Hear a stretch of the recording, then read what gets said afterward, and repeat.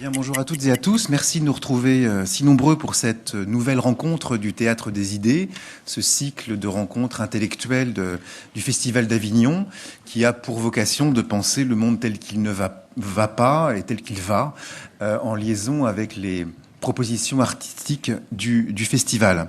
Une rencontre intitulée aujourd'hui Comment penser et représenter la crise avec Frédéric Lordon et André Orléans, que je vais vous présenter sans plus tarder, que je remercie beaucoup de nous avoir rejoints aujourd'hui au festival. Pourquoi ce thème? Eh bien parce que la crise financière que nous vivons est en effet une matière à penser, tant elle a surpris les économistes, en tout cas certains d'entre eux, les experts, en tout cas les plus dominants, et la plupart des éditorialistes et autres journalistes. Mais elle est également une matière à représenter, elle sollicite les artistes, documentaristes, plasticiens, cinéastes et metteurs en scène, à qui il revient de trouver les formes expressives susceptibles de hâter la transformation de nos cadres de pensée. Comme le dit Frédéric Lordon, dans un de ses livres dont il va être beaucoup question aujourd'hui, il faut toute la cécité des demi-intellectuels pour ne pas voir que les idées pures n'ont jamais rien mené, sauf à être accompagnées et soutenues d'affects qui seuls peuvent les doter de force.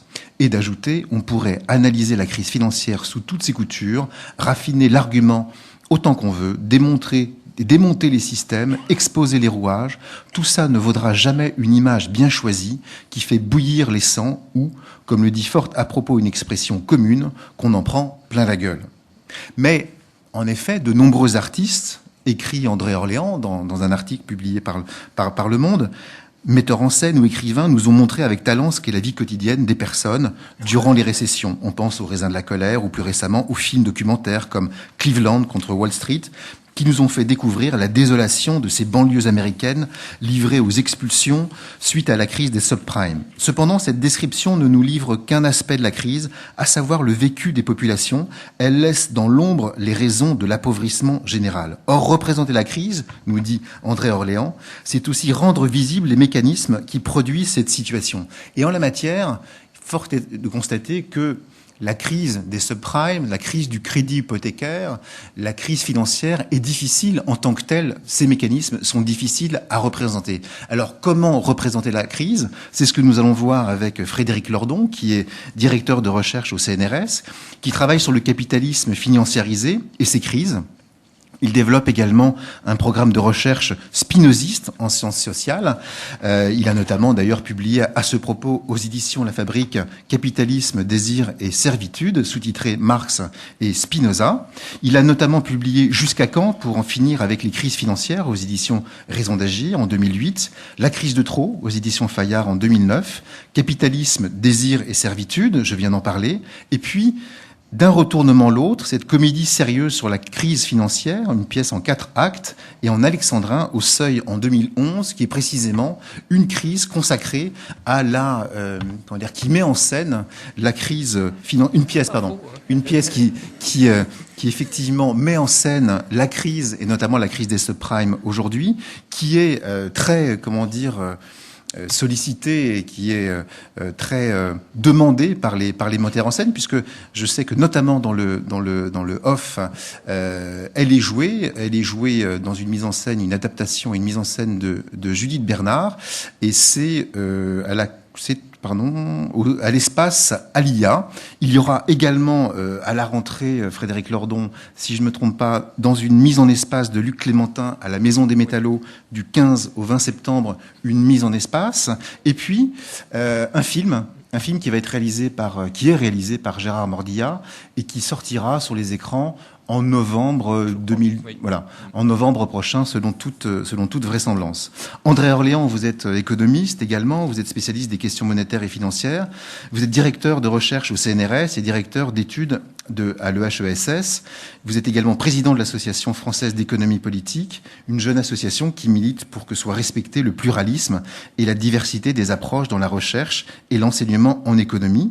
Vous venez de publier aux éditions du Seuil L'Empire de la valeur, refonder l'économie, un livre qui a obtenu récemment le prix Paul Ricoeur, un philosophe dont vous êtes proche. Vous êtes également l'un des 4 co-auteurs du manifeste des économistes atterrés, paru aux éditions des Liens qui libèrent. Vous avez publié de nombreux ouvrages. Je voudrais citer notamment La monnaie entre violence et confiance aux éditions Odile Jacob. André Orléans, je voudrais vous poser la première question. Vous écrivez donc effectivement que le capitalisme est une économie violente et anarchique qui a pour principe le désir d'enrichissement sans limite des individus. Et vous nous dites que, au fond, autant il est possible de représenter les effets de la crise, notamment la paupérisation, notamment sur l'endettement des familles. On a vu des films, des documentaires, des pièces de théâtre. Mais qu'il y a un problème majeur, c'est représenter une crise qui est fortement abstraite, qui est vue, perçue par les économistes à travers des calculs, des statistiques, et que c'est au fond le grand défi, peut-être aujourd'hui, de la question de la représentation, et donc de l'art politique, ou en tout cas de l'art qui voudrait précisément montrer les effets économiques et sociaux de cette crise. Alors comment peut-on penser et représenter la crise, André Orléans, aujourd'hui? Oui, d'abord merci de cette invitation. Oui, cette question en effet est compliquée, car d'ordinaire, s'il est assez intuitif de comprendre, et tout à fait intuitif de comprendre ce qu'est le vécu et les difficultés qu'on peut avoir dans une crise de l'ampleur qu'on connaît. On n'a qu'à voir l'exemple aujourd'hui de ce qui se passe en Grèce. Donc on voit bien le poids du rôle du chômage, de la baisse du pouvoir d'achat et d'un certain nombre de choses. Donc ça, c'est évidemment un élément central. C'est ce qui définit au départ la crise, cette montée des difficultés pour la plus grande partie de la population. Il ne peut pas, me semble-t-il, être question, quand on représente ça, de s'en arrêter simplement à cela, même si c'est évidemment très important et même peut-être essentiel. Il y a aussi un deuxième pas qui doit être fait, d'essayer de comprendre les mécanismes qui sont sous-jacents et qui produisent ces effets, de façon à pouvoir peut-être les transformer ou déjà les comprendre. Et donc c'est ça, cette question de la représentation de la crise, c'est la représentation, c'est la pensée de la crise, et c'est la représentation des mécanismes qui la produisent. Et en particulier aujourd'hui, dans cette crise financière, ce qui est sensible, c'est que ces mécanismes n'ont rien d'évident. Ils ont un caractère d'abstraction qui peut faire penser qu'ils appartiennent à un autre monde, qu'ils nous échappent, qu'on ne peut rien ou qu'ils sont impensables. Puisqu'ils passent en effet à travers des grandeurs financières, des grandeurs monétaires, des concepts que nous n'avons pas l'habitude de manier d'outre mesure, et donc il y a là une difficulté pour saisir ces mécanismes qui sont de nature abstraite. Et évidemment, l'économiste et les théoriciens des sciences sociales affrontent constamment ce problème, qui est le problème de la pensée d'une crise, en essayant de comprendre ces mécanismes et de produire des théories. Ce sont les théories des crises. Il y en a diverses, il y en a qui y croient pas, etc.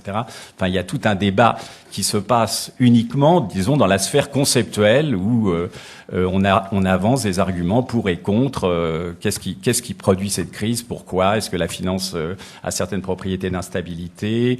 Le capitalisme a certaines propriétés d'instabilité, etc.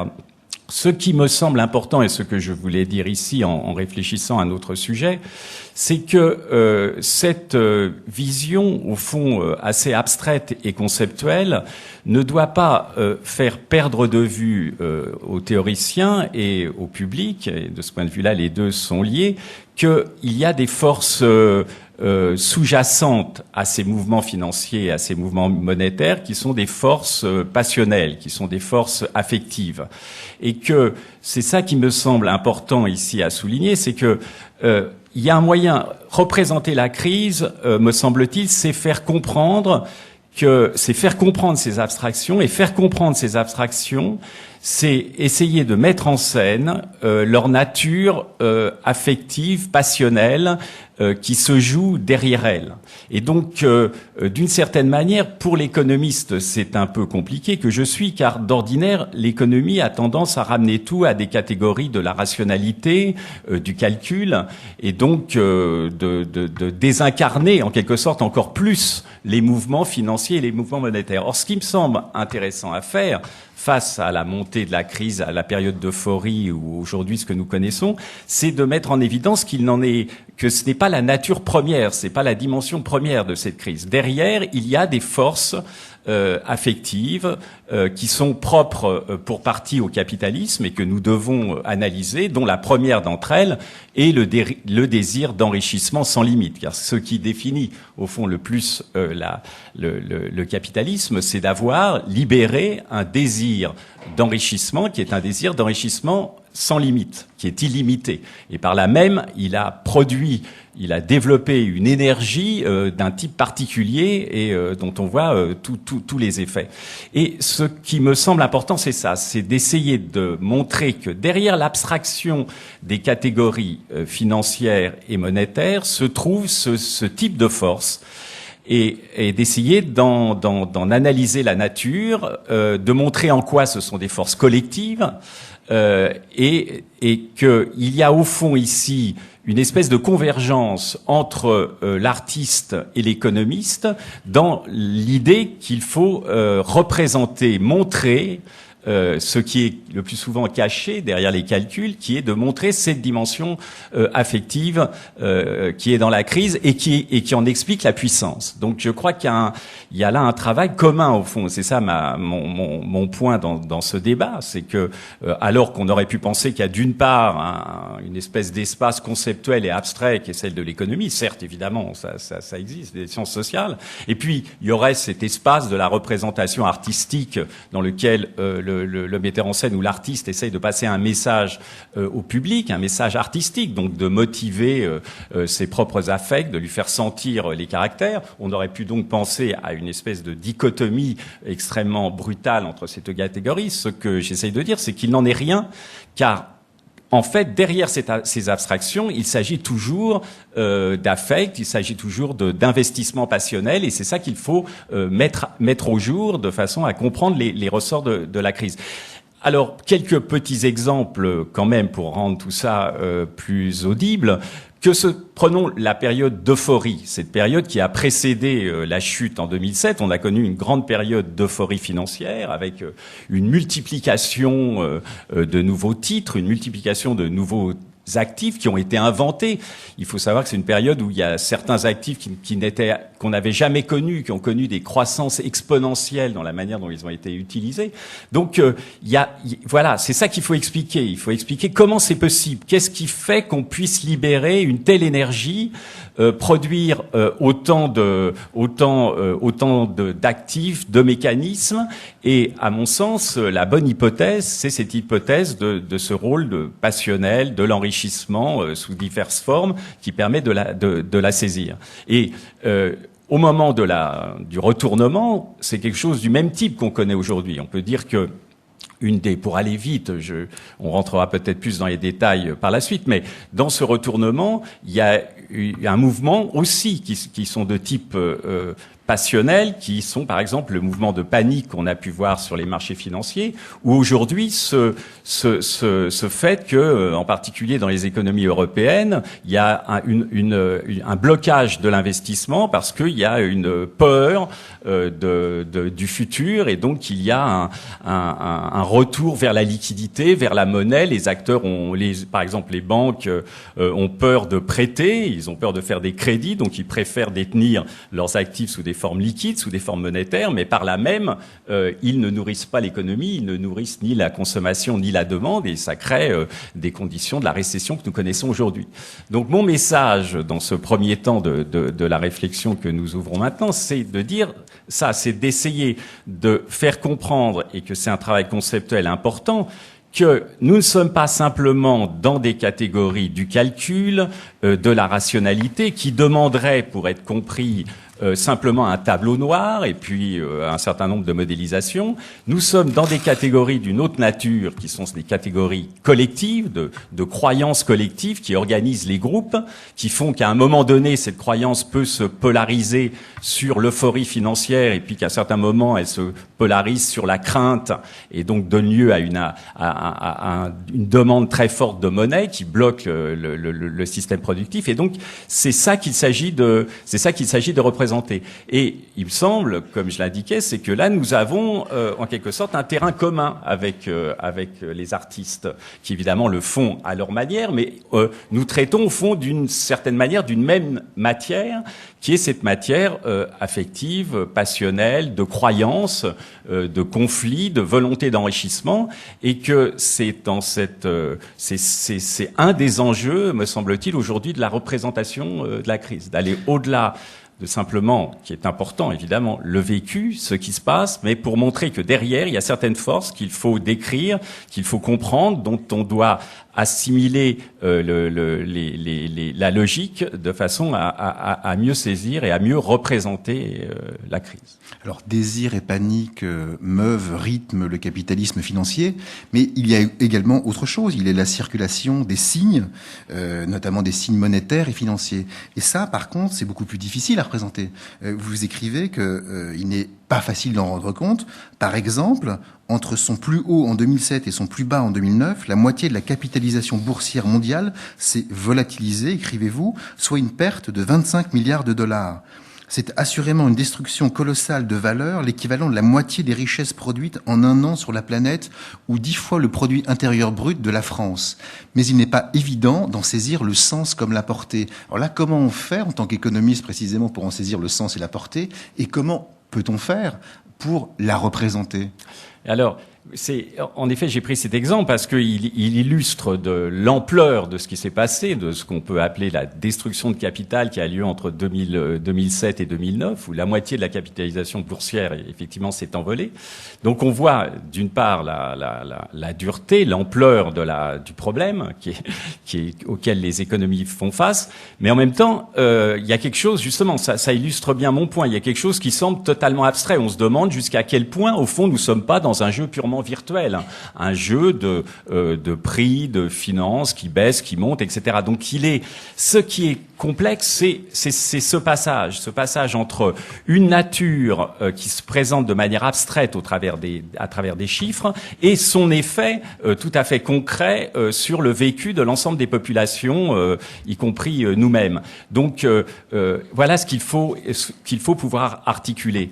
Et ce qu'on pourrait montrer justement c'est ce qu'on va faire aujourd'hui en particulier, mais dans cette affaire-là, c'est beaucoup une question de croyance. C'est beaucoup une question de croyance dans la finance, dans la valeur des titres financiers qui est en cause. C'est une construction, c'est assez étrange à penser, mais il y a une espèce, c'est parce que au fond la finance, d'une certaine manière, joue un rôle social considérable et l'objet d'une croyance, d'un investissement qui fait que chaque acteur, les entreprises y font attention, les ménages y font attention, votre banquier va y faire attention, qu'elle prend toute cette valeur. Il y a donc un jeu qui est là difficile parce que on est dans quelque chose qui pourrait sembler virtuel, mais parce qu'il est pris par une croyance collective, elle devient tout à fait réelle et elle produit des effets massifs. Il y a eu des époques où les marchés financiers avaient très très peu d'importance, en particulier en France, et ne jouaient aucun rôle. Vous pouviez avoir une crise de cette même ampleur, ça n'avait aucun effet sur la croissance qui continuait. Parce que les chiffres financiers n'étaient pas l'objet de cet investissement, ils ne faisaient pas partie de la culture économique de ce moment-là. Donc les acteurs n'en prenaient pas compte, c'était pas un argument important pour eux. On regardait plutôt d'autres grandeurs. Donc c'est ça qu'il faut se rendre compte, c'est sortir d'une certaine manière d'une idée substantialiste de la valeur, de penser que la valeur c'est comme des choses et puis voilà, on peut la saisir concrètement. Là, on voit dans cet exemple financier que la valeur c'est abstrait, mais que cette abstraction prend sa puissance dans l'investissement de croyances dont elle est l'objet. Et c'est ça qui va la rendre extrêmement active. Et là, il y a une illustration qui est splendide, qui est l'illustration qui est au cœur de nos sociétés, qui est la monnaie. Car la monnaie, c'est rien d'autre qu'un billet, que quelque chose qui n'a aucune valeur intrinsèque, mais qui n'obtient sa valeur qu'à travers l'investissement collectif que nous lui donnons tous. Les billets n'ont aucune nature. Peut-être au temps de l'or, on pouvait croire qu'il y avait une valeur monétaire, mais le billet n'a aucune valeur en tant que tel. Ce qui crée la relation à la monnaie, c'est une relation donc affective, de croyance collective qui lui donne son sens à la. Et vous voyez, c'est ça ce jeu-là, c'est-à-dire que vous avez un aspect, je dirais, purement formel, qui est cette croyance, mais à nouveau, comme dans le cas financier, c'est le fait qu'il y ait un investissement de nous-mêmes dans la monnaie qui fait qu'elle devient ce qu'elle est, c'est-à-dire au centre de notre vie. Et d'ailleurs, notez que, au fond, cette question de la représentation de la valeur, c'est-à-dire la manière dont la valeur va pouvoir nous affecter, la valeur va pouvoir nous saisir en tant qu'acteur, en tant que sujet. Comment, en tant que sujet, nous allons être assujettis à sa logique. Nous sommes assujettis à cette logique marchande, en particulier par ce désir de monnaie qui est universel dans nos sociétés. C'est ce désir qui fait que nous sommes dans la logique marchande. Et donc, ce qui me semble intéressant de montrer, c'est un peu ce paradoxe de noter que cette question, au fond, de la représentation par laquelle une logique abstraite prend possession des corps et des sujets, c'est peut-être celui de l'économiste et de l'artiste aujourd'hui qui essaye de le faire comprendre, mais ça a été d'abord celui des sociétés elles-mêmes, parce que nos sociétés elles-mêmes ont dû fonctionner de telle manière que nous croyions en la monnaie, que nous la voyions comme légitime. Donc il y a toute une technique, je dirais, de représentation, de symbolisation, qui est dans l'institution monétaire elle-même. Pensez aux signes monétaires, l'importance des signes qu'il y a sur les billets. Pensez au discours monétaire, la manière dont on le justifie. Donc, cette question, c'est ça qui est un peu, je dirais, très étrange. Il y a une espèce de mise en abîme entre la position, donc je disais, des économistes et des artistes qui essayent de faire comprendre la dimension affective de ce qui se prend pour abstrait, mais de se rendre compte que ça, c'est déjà le travail de la société, d'une certaine manière. C'est le travail de la société qui a fait que ce signe monétaire, parce qu'il était porteur de symboles très forts, pouvait être, et pas seulement de symboles, évidemment, il y a les symboles qui jouent, mais aussi les discours, la manière dont on nous le présente, le discours de la BCE, etc. Donc tous ces discours sont là, et ces symboles sont là justement pour créer ce lien de confiance qui est consubstantiel à nos sociétés et qui fait que la monnaie va être l'objet de cet enrichissement. Parce que c'est bien la monnaie qui est l'objet d'enrichissement. Ce n'est pas, évidemment, derrière la monnaie, il y a les marchandises. On veut de la monnaie parce qu'on veut acheter des marchandises.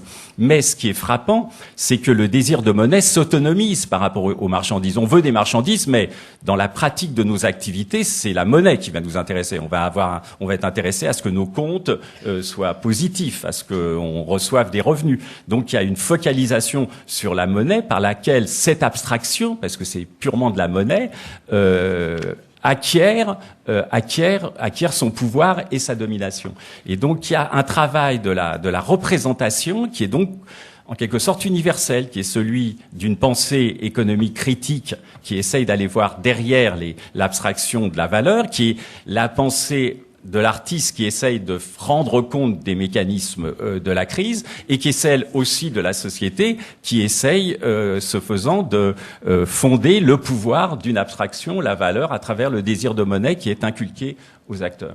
Alors Frédéric Lordon, vous avez précisément donné corps aux idées, vous avez trouvé une forme précisément pour penser, dire la crise, cette comédie sérieuse sur la crise financière en 4 actes et en alexandrin, intitulée D'un retournement l'autre, dans lequel, vous dites ça dans la postface, dans le post-scriptum, vous dites qu'il ne faut plus seulement dire la crise capitaliste, il faut la montrer ou bien la faire entendre, et vous dites que contre la domination, tous les moyens sont bons, tout est envisageable, cinéma, fiction, documentaire, littérature, photo, BD, installation, tous les procédés sont à considérer pour montrer des machines affectantes. Alors pourquoi, Frédéric Lordon, pensez-vous, alors comment penser et représenter la crise, et pourquoi pensez-vous il ne suffit plus de la dire, il ne suffit plus de la démonter, comme vous l'avez fait dans un certain nombre d'ouvrages, mais également de la faire entendre, de la faire sonner, notamment au théâtre? Écoutez, vous savez, c'est Bachelard qui disait qu'il n'est de science que du cachet. Et il me semble que le double défi de la représentation critique, et j'entends représentation aussi bien au sens analytique qu'au sens artistique du terme, le double défi de la représentation critique, je dirais, c'est de montrer l'invisible, c'est de rendre visible de l'invisible. Alors à quel invisible pensais-je en l'occurrence? Je pense à l'invisible des structures sociales. André a prononcé le mot qui va, à mon avis, qui va revenir de manière permanente dans notre débat, c'est le mot d'abstraction. Je veux dire, il faudrait l'envisager du point de vue analytique du chercheur en sciences sociales, mais on peut également l'envisager d'un point de vue politique. Il me semble que les deux grandes défenses du néolibéralisme sont précisément l'abstraction et l'éloignement. Je ne sais pas si vous avez vu ce documentaire de Gilles Perret qui s'appelle Ma mondialisation, ou bien ce film qui s'appelait Louise Michel. Mais dans les deux cas, on montrait des scènes identiques. C'est-à-dire, on montrait des ouvriers qui étaient victimes d'un plan social, et puis qui cherchaient à qui allait faire la peau, en quelque sorte, si vous voulez, parce qu'ils étaient en colère. Alors ils vont voir le patron, mais le patron leur dit, écoutez, moi je n'y suis pour rien, je suis la filiale de la maison mère. Allez voir la maison mère qui me donne les ordres. Alors on monte à Paris voir la maison mère. Et là on entend, mais vous savez, moi c'est plus moi le seul maître à bord après Dieu, je dépends des actionnaires. Ah, et qui sont les actionnaires? On va aller les voir. Eh bien c'est un fonds de pension, il est aux États-Unis, en Californie ou à New York, etc. Et alors là forcément au bout d'un moment, et quand bien même on irait voir le fonds de pension à New York, la quête resterait infructueuse, car le fonds de pension répondrait avec duplicité, c'est-à-dire en partie à bon droit, mais moi je ne suis que le mandant de mes mandataires. Hein. Vous voyez, l'inverse, le mandataire de mes mandants, c'est-à-dire je gère de l'argent au nom de tous les épargnants, et c'est eux en définitive qui ont le pouvoir. Et alors là on s'est complètement perdu dans les sables, et donc la colère n'a plus de point d'application bien précis et bien déterminé. L'abstraction et l'éloignement. Alors d'un point de vue plus analytique, de quelle abstraction peut-on parler? C'est l'abstraction des structures sociales. Alors c'est là qu'il y a quelque chose qui est vraiment, si vous voulez, quand on regarde la façon dont la théorie économique dominante envisage le problème, on pourrait dire qu'elle commet une double erreur. Elle commet une première erreur en pensant que les individus économiques sont de parfaits calculateurs impeccablement rationnels. Si vous lisiez la théorie économique, vous ne vous reconnaîtriez pas. Vous n'avez pas idée des capacités cognitives que la théorie économique vous prête. Vous ne savez pas ce que vous faites, littéralement parlant, quand vous allez acheter des poireaux au marché. Hein. Je vous jure. Et oui, vous calculez vos multiplicateurs de Lagrange, vous posez vos équations de l'air, etc. Et vous résolvez. Oui, vous faites vos petites optimisations sans même le savoir, comme Monsieur Jourdain. Donc la théorie économique croit ça. Alors évidemment, elle-même se rend bien compte qu'elle pousse un peu loin le bouchon, et pour se justifier, elle se protège avec toute une série d'arguments épistémologiques qu'il faudrait beaucoup de temps pour exposer puis démonter ici. Ça n'est pas le lieu. La deuxième, alors contre cette première erreur, là aussi, André a donné l'antidote conceptuel. Voilà, il faut enfin tout notre effort, hein, comme économiste hétérodoxe, c'est, en tout cas à André et à moi, je peux pas parler peut-être pour tous nos autres collègues, mais c'est de sortir de cette infernale antinomie qui avait été posée par Albert Hirschman il y a quelques décennies entre les intérêts et les passions. Donc vous comprenez, d'un côté les comportements intéressés, alors là on calcule, on est raisonnable, on est froid, de l'autre les passions. C'est les éruptions colériques, amoureuses, ce que vous voulez, mais c'est la chaleur de l'emportement. Bon, et ça nous ferait deux mondes humains absolument séparés. Bon, évidemment, il n'en est rien. Donc là aussi, peut-être on y reviendra tout à l'heure, mais il faudrait avoir le temps de présenter la proposition conceptuelle. Alors, c'est l'objet en particulier de ce programme de recherche que j'essaye de développer, d'économie politique spinoziste ou de sciences sociales spinozistes, qui permettent de dépasser cette antinomie des intérêts et des passions, c'est-à-dire de la rationalité froide et des affects chauds. Bon, donc voilà, premier antidote qui répond à la première erreur. Et la deuxième erreur de la théorie économique dominante, c'est de croire qu'il n'y a que des individus.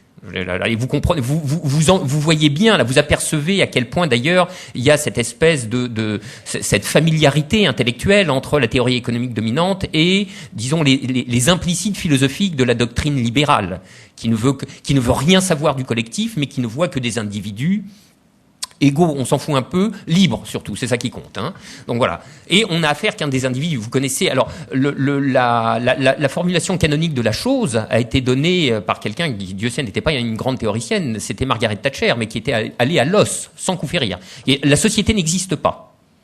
Et si un conseiller technique, un équivalent britannique du normalien, je sais pas, un ancien diplômé de Cambridge et d'Oxford était passé par là, il lui aurait fait une fiche cartonnée sur la doctrine du nominalisme de saint Thomas d'Aquin.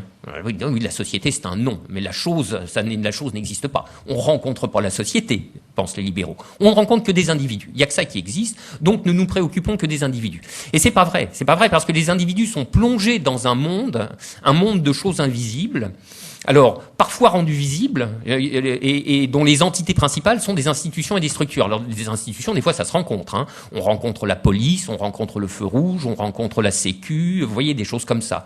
Mais il y a plein d'autres choses qu'on ne voit pas. Et c'est ça qu'il faut montrer. Et c'est ça qu'il faut montrer parce que c'est ça qui compte, fondamentalement. Premier point, les individus sont emportés par des forces désirantes et passionnelles. Deuxième point, ces désirs et ces passions leur viennent du plongement dans le monde social et du travail des structures, des institutions qui font leur environnement. Alors là, si vous voulez, il faudrait beaucoup de temps pour parler de ça et surtout pour insister sur ce fait que, en définitive, les comportements sont toujours déterminés par les structures. Donc, je sais bien que nous-mêmes, dans la façon dont nous nous rapportons spontanément à nous-mêmes, nous pensons comme individus libres et souverains. C'est-à-dire, par exemple, moi, si je prends la bouteille là, c'est parce que la manière dont je vais me le représenter spontanément sera mon esprit a voulu prendre la bouteille et il a commandé à mon corps les gestes adéquats pour le faire. Bon. Alors, nous sommes des cartésiens à l'état pratique, si vous voulez. Bon.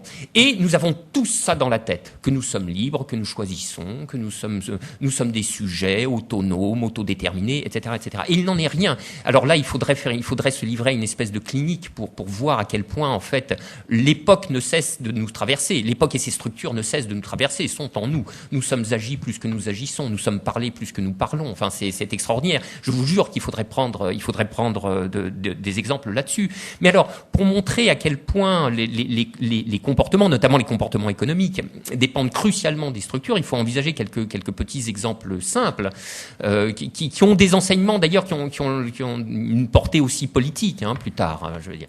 Par exemple, envisageons le travail des enfants, la question du travail des enfants, une question de droit social, par exemple. Bon, si le capitalisme ne fait pas travailler des enfants, ou plutôt si le capitalisme ne fait plus travailler des enfants, n'est-ce pas? Souvenons-nous qu'il l'a fait.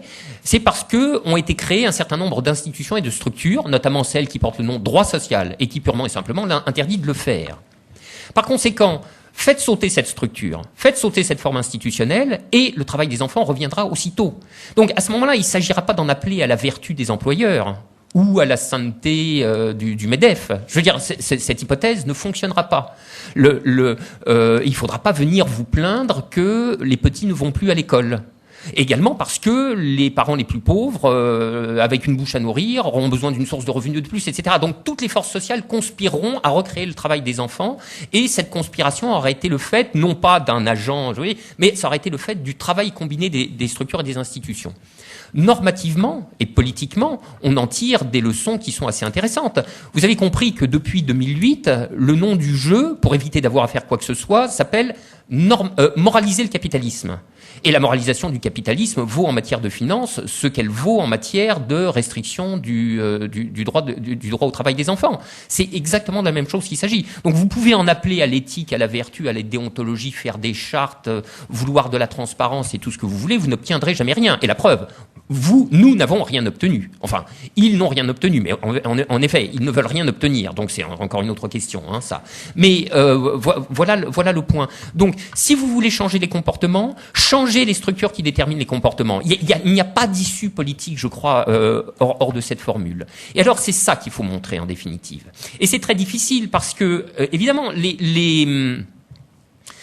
les artistes, d'ailleurs, c'est un point qu'il faudra que nous discutions, hein, les artistes maintenant s'intéressent de nouveau à la politique, c'est une nouvelle, et c'est une nouvelle heureuse, hein, d'après moi.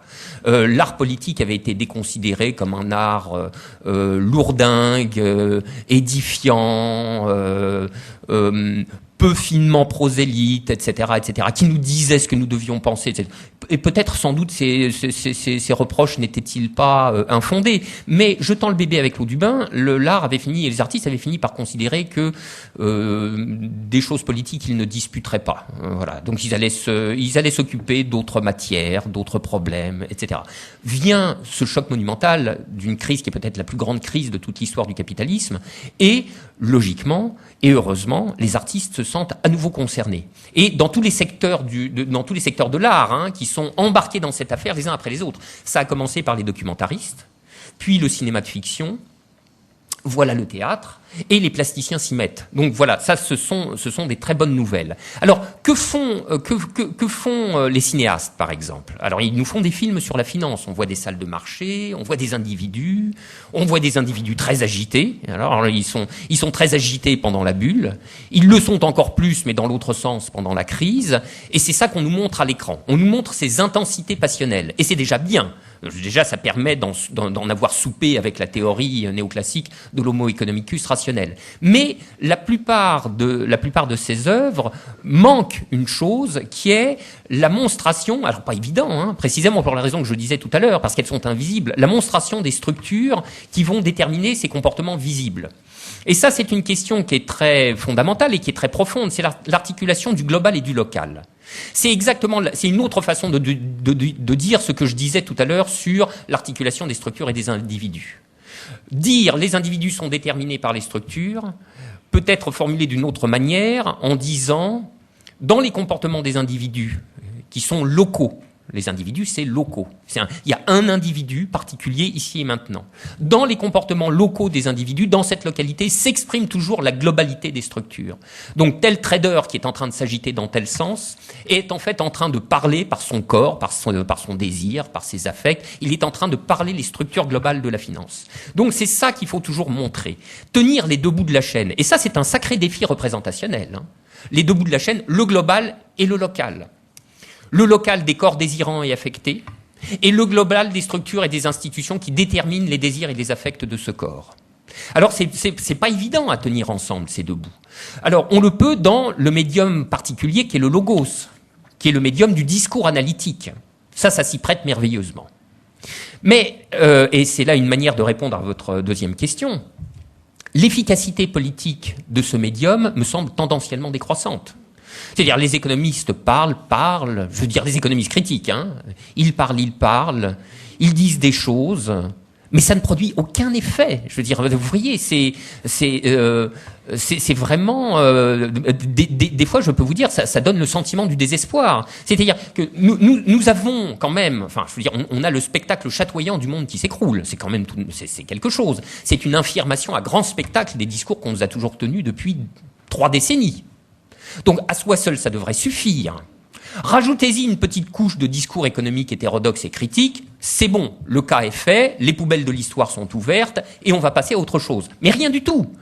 Je veux dire, non seulement le discours résiste, mais il persévère dans son être, lui aussi d'ailleurs, comme toute chose. Alors moi, c'est la chose qui m'a le plus stupéfié, je dois vous le dire, c'est que je pensais que cet ordre social ne pourrait pas résister à un scandale politique, un scandale intellectuel et un scandale moral de telle proportion. Eh bien oui, il résiste et il fait mieux. Je veux dire, attendez, tel le phénix, il renaît de ses cendres, puisque vous avez bien compris le nom du jeu. C'est plus la crise du néolibéralisme s'approfondit, plus le néolibéralisme lui-même s'approfondit à son tour. Je veux dire, donc ça se traduit par, d'abord, on ne fait rien pour réguler les marchés, et puis en avant, c'est la crise des dettes publiques, donc il va falloir donner le tour de vis à l'État, et nous voici avec des traités assassins, des règles d'or, des plans d'austérité, etc., etc. Et là, il y a quand même un truc qui, je veux dire, il y a un truc qui nous laisse passablement sonner.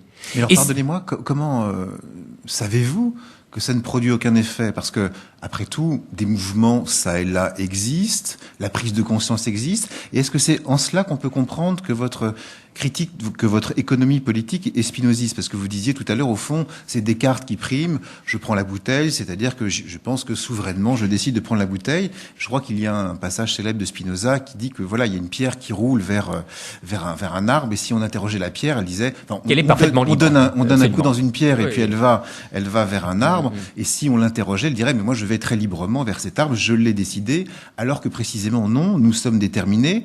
Et pour un certain nombre de spinozistes, dont Pierre Bourdieu, dont vous connaissez bien les travaux et dont vous reprenez un certain nombre de concepts, l'idée que l'on puisse connaître précisément les causes qui nous déterminent, qui nous poussent à agir en tant qu'hommes économiques, aujourd'hui, permettrait précisément de nous libérer. En somme, vous nous dites que cette prise de conscience ne sert à rien. Comment pouvez-vous être certain que finalement cette prise de conscience qui peut avoir lieu par la lecture notamment de vos essais à vous deux n'a pas d'effet ou n'aura pas d'effet, puisqu'après tout les mouvements sociaux ou les changements de conscience ne peuvent pas se mesurer comme ça, si vous voulez, parce que effectivement l'ordre néolibéral se perpétue et persévère dans son être, comme vous dites. Oui, écoutez, s'il suffisait que nos ouvrages à André et à moi soient publiés pour que le monde change de base, je vous assure qu'on serait encore plus content que fier. Hein. Vous voyez, non. Mais alors ça, il y a une espèce de, c'est une illusion commune aux intellectuels que de se penser comme des démiurges de la pensée qui va faire changer le monde. Évidemment, il n'en est rien. Donc là, ça serait une manière d'administrer la preuve. D'abord, on n'est pas que tous les deux à écrire des choses. Il doit y avoir quelques dizaines d'économistes hétérodoxes qui turbinent et des effets, en tout cas des effets visibles. Pour l'instant, ça n'en produit aucun. Alors Bourdieu sur cette question était assez ambivalent, je crois.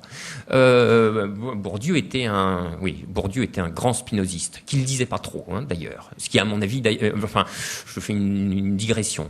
Je pense que ça serait un indice qui permettrait de se faire une idée de l'importance qu'a eu la pensée de Spinoza dans celle de Bourdieu. Voilà. Bourdieu ne citait pas souvent les penseurs qui l'influençaient le plus, je pense. Il avait un art de brouiller les cartes qui était absolument magnifique. Et moi, j'ai été surpris quand il a écrit en 97 les méditations pascaliennes. Je pense qu'il aurait pu écrire des méditations spinozistes tout autant. Mais bon, laissons ce point de côté. Bourdieu, qui connaissait très bien Spinoza, connaissait en particulier cette proposition de l'éthique, la proposition 14 de la partie 4, qui dit la chose suivante. La connaissance vraie du bien et du mal ne saurait réprimer aucun affect en tant qu'elle est une connaissance vraie.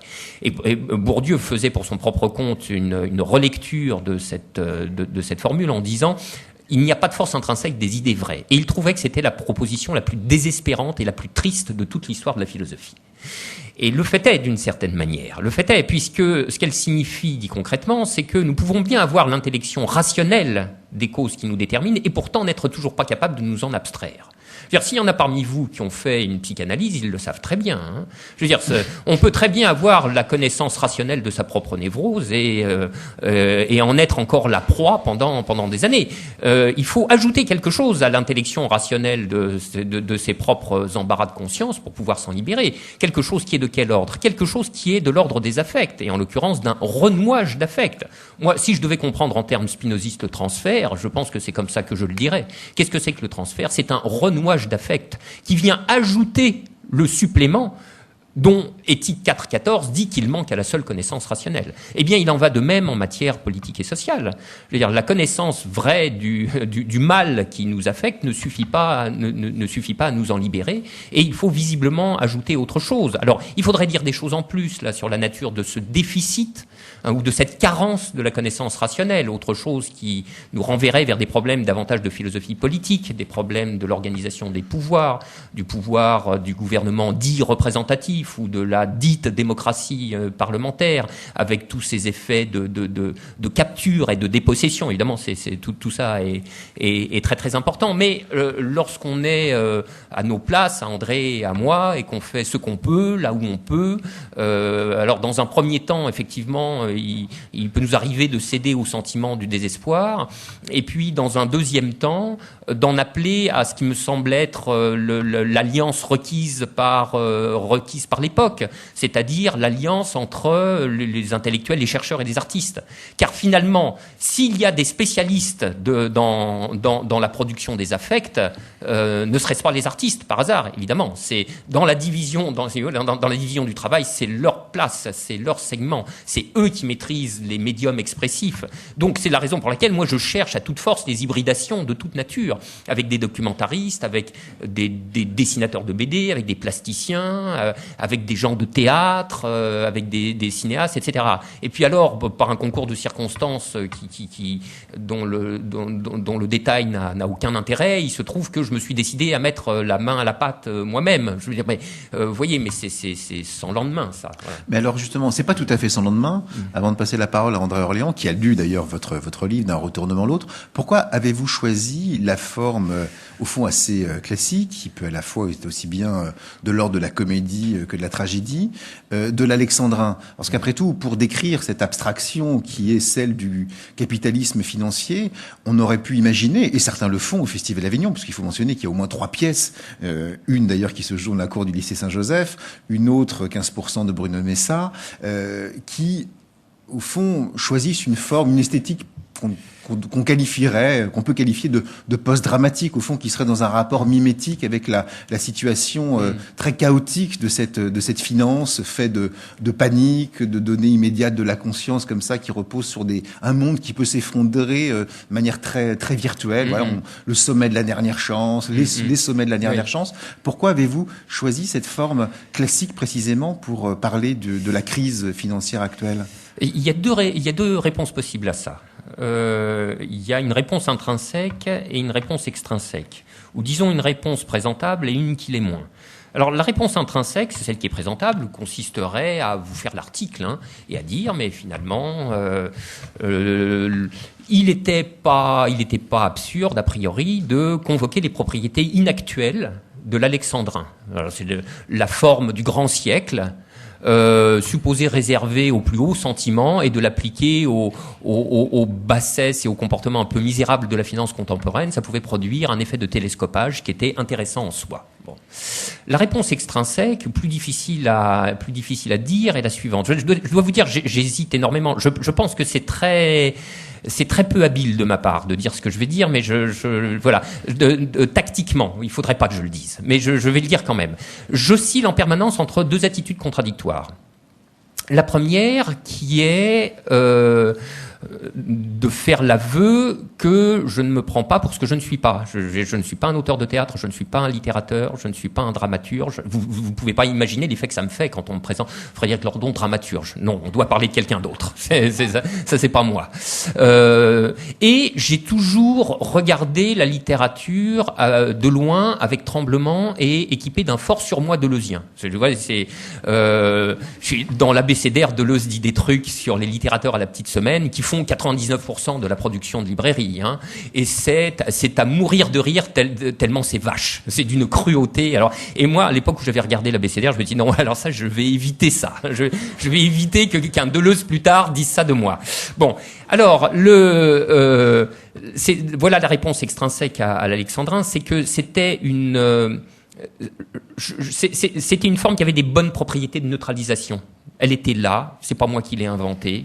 Je pouvais me glisser dedans comme dans un exercice de style. Vous savez, les alexandrins, pour des personnes d'il y a une génération, c'était presque c'était le motif d'un exercice potachique. Je veux dire, au lycée, où on apprenait par cœur les tragédies de Racine, etc. Les lycéens rédigeaient de l'alexandrin, c'est-à-dire ce qu'on appelle du vers de Mirliton, quoi. Bon.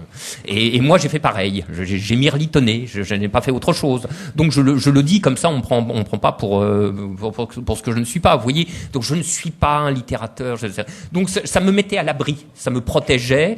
Je ne me donnais pas le ridicule de prétendre faire œuvre de créativité littéraire. Tout ça était absolument désamorcé, c'était parfait. Alors là où j'hésite, c'est que de temps en temps, je me dis quand même, je me mets à distance de moi-même et je me vois objet d'opérations de magie sociale. C'est-à-dire, on me présente comme auteur ou écrivain, etc. qui sont des qualités que je ne revendique pas du tout. Mais alors, par des mécanismes sociaux qu'André a parfaitement décrit dans son livre sur la valeur n'est pas substantielle du tout. La valeur est un effet de polarisation de la croyance collective sur un objet absolument indifférent et qui est dénué de toute propriété d'objectivité en cette matière. Alors moi, par exemple, et je suis investi par des croyances qui disent « ceci est un auteur ».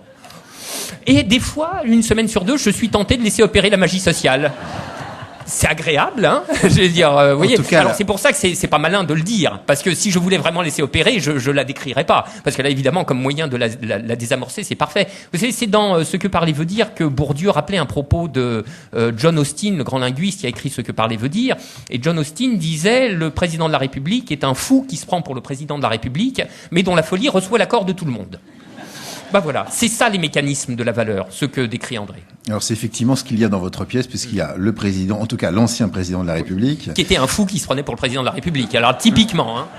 Le Premier ministre, un certain nombre de banquiers, et notamment le gouverneur de la Banque centrale, le trader et le journaliste, en tout cas le grand éditorialiste, sont des personnages qui sont présents dans votre théâtre, que vous qualifiez d'ailleurs de théâtre sans profondeur, au sens où tous ces gens, tous ces personnages, pour vous ventriloquent des positions et n'ont pas d'autre caractère que celui de leur genre.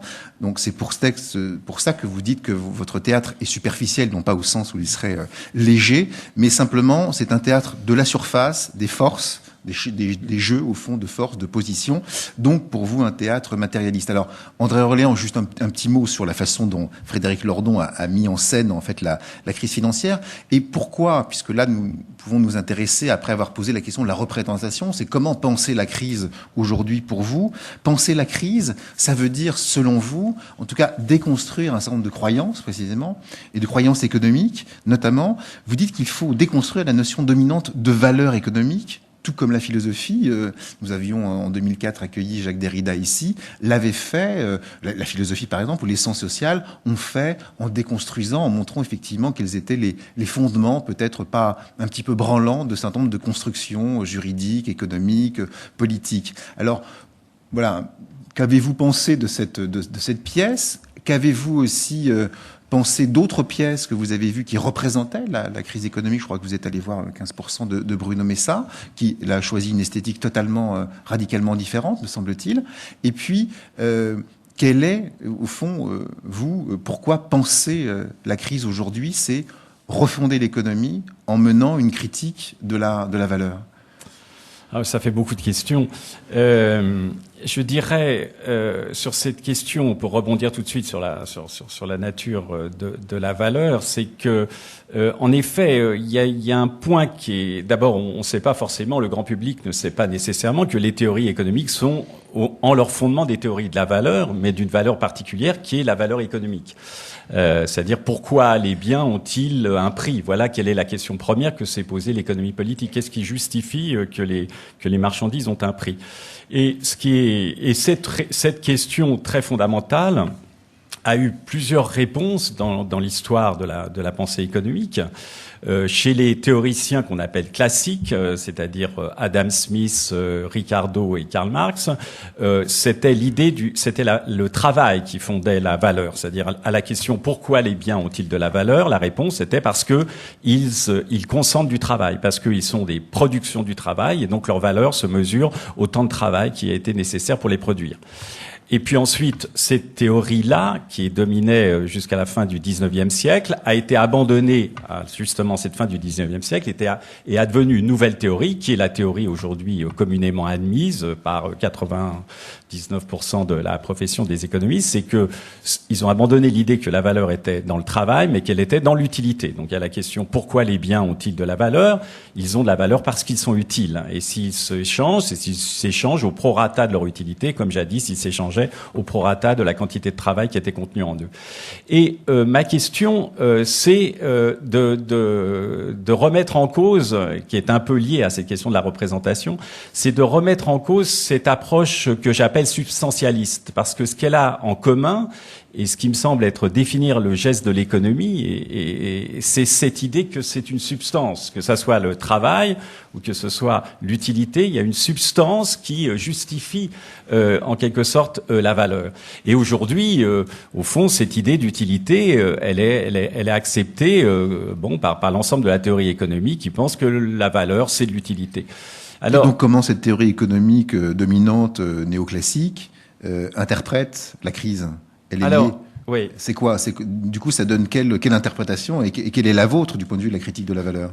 Alors, juste pour finir mon raisonnement, votre question, je vais la reprendre, mais de dire que ce qui est étrange dans la théorie économique, en fait, pour en arriver à ce point-là, par rapport aux autres approches de la valeur, c'est cette idée de substance, parce que au fond, la question de la valeur, elle est transversale à toutes les sciences sociales. Toutes les sciences sociales s'intéressent aux valeurs. Elles s'intéressent aux valeurs morales, aux valeurs religieuses, aux valeurs esthétiques. C'est-à-dire, pourquoi elles s'intéressent à la question de la valeur? Parce qu'elles s'intéressent à la question de la vie sociale. Qu'est-ce qui fait qu'il y a de la vie sociale, qu'il y a de la vie en commun? C'est parce qu'il y a les individus partagent quelque chose qui sont des valeurs. Et les autres sciences sociales, en règle générale, imaginent ces valeurs comme des représentations, comme des croyances, justement à la manière de ce que nous essayons de faire avec Frédéric, c'est-à-dire de penser que ces valeurs, ce sont le résultat d'investissements collectifs, affectifs, qui créent leur puissance. Elles ont pas une puissance de substance, elles ont la puissance de la croyance qui a été investie en eux et qui rejoint la polarisation des acteurs. Et il y a juste, ce qui est étrange, c'est que la valeur utilité, qui est aujourd'hui la thèse dominante, n'est pas du tout critiquée par l'économie, qui croit vraiment à l'idée que la valeur, c'est l'utilité, et ça m'a paru être le point, au fond, sur lequel il fallait travailler, cette idée qu'il y a des substances, que les valeurs sont objectives, que le monde est un monde, au fond, de contraintes naturelles, avec des substances qui sont devant nous, et la chose qu'il faut critiquer. Par exemple, évidemment, l'utilité n'est rien de quelque chose qui est déjà là. L'utilité, c'est, comme le savent bien, par exemple, les acteurs du marketing, pour rendre des choses utiles, il faut les rendre désirables. C'est un processus de création des sujets qui essayent de nous rendre les ordinateurs, les téléphones, etc., désirables à travers une vie sociale qui est ainsi construite. Donc, il y a une nécessité de revenir sur cette idée d'utilité et de revenir sur l'idée de marchandise. Mais pour répondre à votre question plus précisément, ça a conduit, cette idée de valeur conduit à l'idée d'une objectivité des valeurs qui s'impose aux acteurs, et le grand effet, ça a été en finance. Parce que aujourd'hui, il faut bien être conscient que notre capitalisme est un capitalisme très particulier, très particulier et complètement original dans l'histoire du capitalisme par la place qu'il donne aux relations financières et aux marchés financiers. Jadis, la finance n'avait pas du tout l'importance qu'elle avait. Dans les fameuses 30 glorieuses, la période de croissance énorme, la finance jouait aucun rôle, ou presque. Donc c'est quelque chose d'extrêmement nouveau, cette question financière. Et donc là, un des points dans cette financiarisation, c'est l'idée, pour essayer de la faire valoir, d'essayer de la vendre à l'ensemble de la société, c'est cette idée que des valeurs, les marchés financiers seraient efficaces parce qu'ils permettraient de bien juger des valeurs des titres.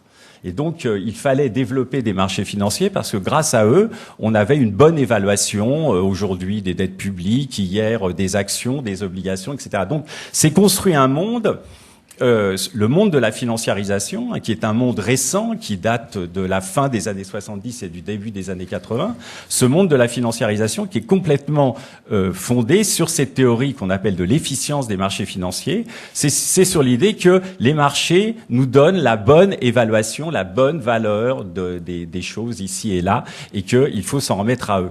Et donc, la critique, évidemment, ici, c'est de revenir là-dessus, non seulement parce que on voit bien qu'il y a quand même des problèmes avec les questions d'efficience et que les marchés ne marchent pas aussi bien, mais il me semble même plus profondément revenir avec l'idée de cette valeur objective. Ce que je défends, c'est que la valeur, c'est toujours une croyance. Alors je vais prendre juste l'idée l'exemple qui est aujourd'hui très important, qui est l'exemple des dettes publiques. Dans l'idée de l'efficience des marchés financiers, on a développé les marchés de dette publique. On en a fait ce que nous connaissons aujourd'hui. On a financiarisé la dette publique. Et avec cette idée, donc, que les marchés permettaient de mieux représenter, de donner le bon taux d'intérêt. Le résultat, évidemment, est catastrophique parce qu'elle a jamais donné les bons taux d'intérêt. Il faut s'en rappeler. Avant la crise, ça marchait pas mieux qu'après la crise. Avant la crise, les taux d'intérêt de l'ensemble des pays, par exemple de la zone euro, étaient absolument identiques entre la Grèce, l'Allemagne, la France, l'Italie. Il y avait une convergence des taux d'intérêt. Donc, les marchés financiers, c'est une bonne illustration, première illustration de leur myopie. Ils n'ont pas vu qu'il y avait des hétérogénéités importantes entre les économies et cette idée que c'était les mêmes taux d'intérêt était une idée absurde et on aurait préféré qu'il y ait des différenciations de taux d'intérêt pour faire sentir que le risque n'était pas le même dans tous les pays et qu'il fallait faire quelque chose. Donc même dans cette période, évidemment, il n'y a pas eu de crise au sens où il n'y avait rien de particulier, mais il y a quelque chose qui fondamentalement ne fonctionnait pas dans le système parce qu'elle ne donnait pas les signaux dont on avait besoin. Aujourd'hui, c'est l'inverse.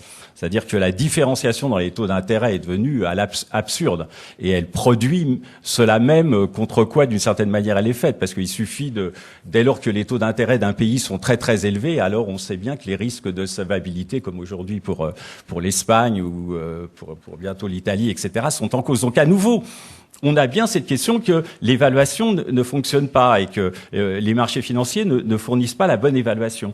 Mais il faut bien comprendre que la raison, c'est que l'évaluation, c'est pas la mesure de quelque chose. C'est ça que j'essaye de dire dans ma critique de la valeur, c'est que la valeur économique, la valeur substantielle, elle est pensée à la forme d'une mesure. C'est-à-dire comme si les marchés mesuraient le diamètre de cette table, ou ils mesuraient quelque chose. Or, quand vous êtes sur des marchés financiers, vous ne mesurez pas. Vous faites des projets, vous vous projetez dans le futur. Donc ça dépend. Les valeurs, c'est comme dans les valeurs au sens trivial que nous avons.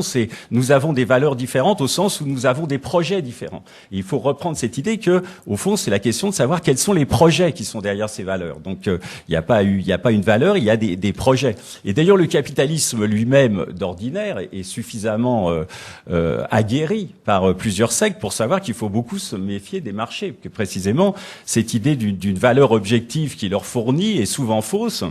Et ils avaient conçu une arme contre ça, qui était l'arme monétaire. C'est pour ça que la monnaie, historiquement, est très liée à la dette publique. Parce que, justement, comme on le voit bien dans les grands pays qui disposent de l'arme monétaire, comme le Japon, les États-Unis, la Grande-Bretagne, des pays qui sont bien plus endettés que la zone euro, qui ont des déficits publics bien supérieurs aux déficits publics de la zone euro, ce sont des pays dont vous n'entendez pas parler de la crise de la dette publique. Or, si c'était une question quantitative, ils devraient être bien plus en crise que nous, puisque leur montant de dette publique comme leur montant de déficit est supérieur à ceux de la zone euro.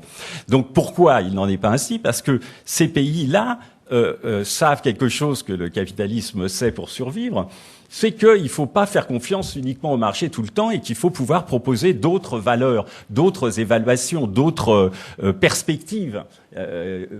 Évaluer une dette publique, c'est pas évaluer un chiffre qui est présent, c'est proposer une stratégie pour aller quelque part. Et donc, la valeur représente ces stratégies. Donc, ces pays-là, à travers l'arme monétaire, tout simplement, parce qu'ils rachètent leurs dettes, ont permis de faire baisser les taux d'intérêt d'une manière qui est compatible avec leur projet. Donc, on est dans un système où il n'y a pas qu'une seule valeur, celle des marchés financiers, qu'une seule valorisation, mais il y a différentes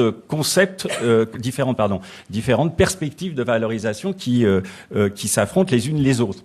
Et ça, voilà. Et nous, évidemment, dans la zone euro, on est dans un cas tout à fait particulier parce que, pour des raisons qui sont essentiellement politiques, le fait qu'il n'y ait pas de souveraineté politique, donc on a une monnaie sans souveraineté politique, une monnaie instrumentale qui ne sert pas à grand-chose, et que pour cela, on n'agit pas on fait comme si, on fait comme si cette valeur, tous les jours, on fait comme si ce 7% qu'a atteint l'Espagne était naturel et que qu'est-ce qu'il faut faire?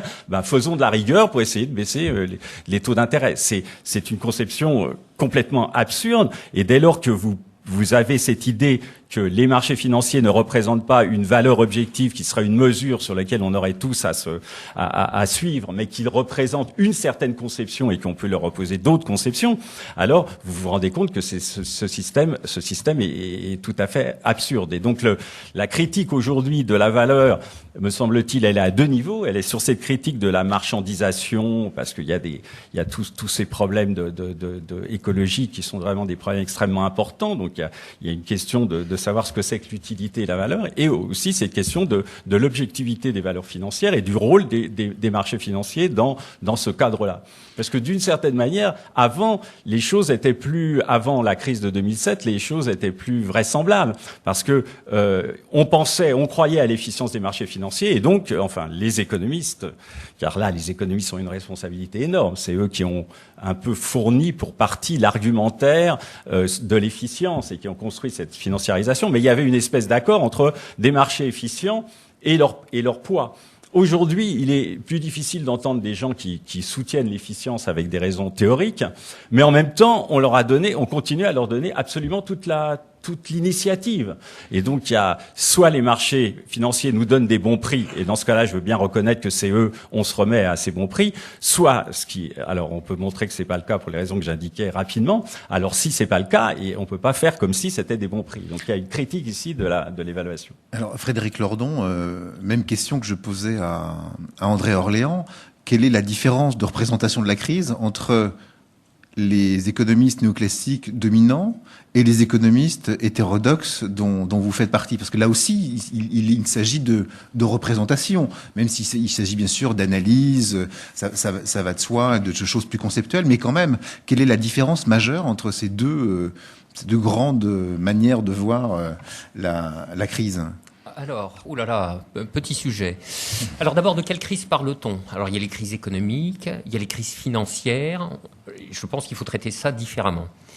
La chose assez extraordinaire, je sais que vous aurez peine à me croire, mais pourtant c'est ainsi, c'est que la théorie néoclassique, la théorie dominante, alors même que nous vivons dans des mondes qui sont zébrés de crise, la théorie économique dominante n'a pas à proprement parler de concept de crise.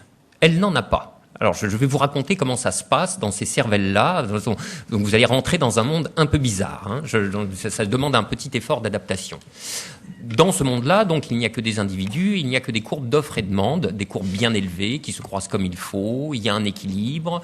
C'est là que s'ajuste le marché, et c'est vrai pour tous les marchés simultanément, etc. La performance mathématique pour montrer cet ajustement simultané de tous les marchés est assez belle à voir, d'une parfaite inutilité scolastique, mais belle à voir. Bon, il faut vous dire que les critères de l'esthétique ont une force tout à fait importante dans la communauté des économistes dominants. Alors, il ne peut pas y avoir de crise par définition dans cette affaire, car l'équilibre existe, et alors même que certains travaux plus fondamentaux ont démontré que ça n'était pas le cas, on croit qu'il est stable. On prétend qu'il est stable.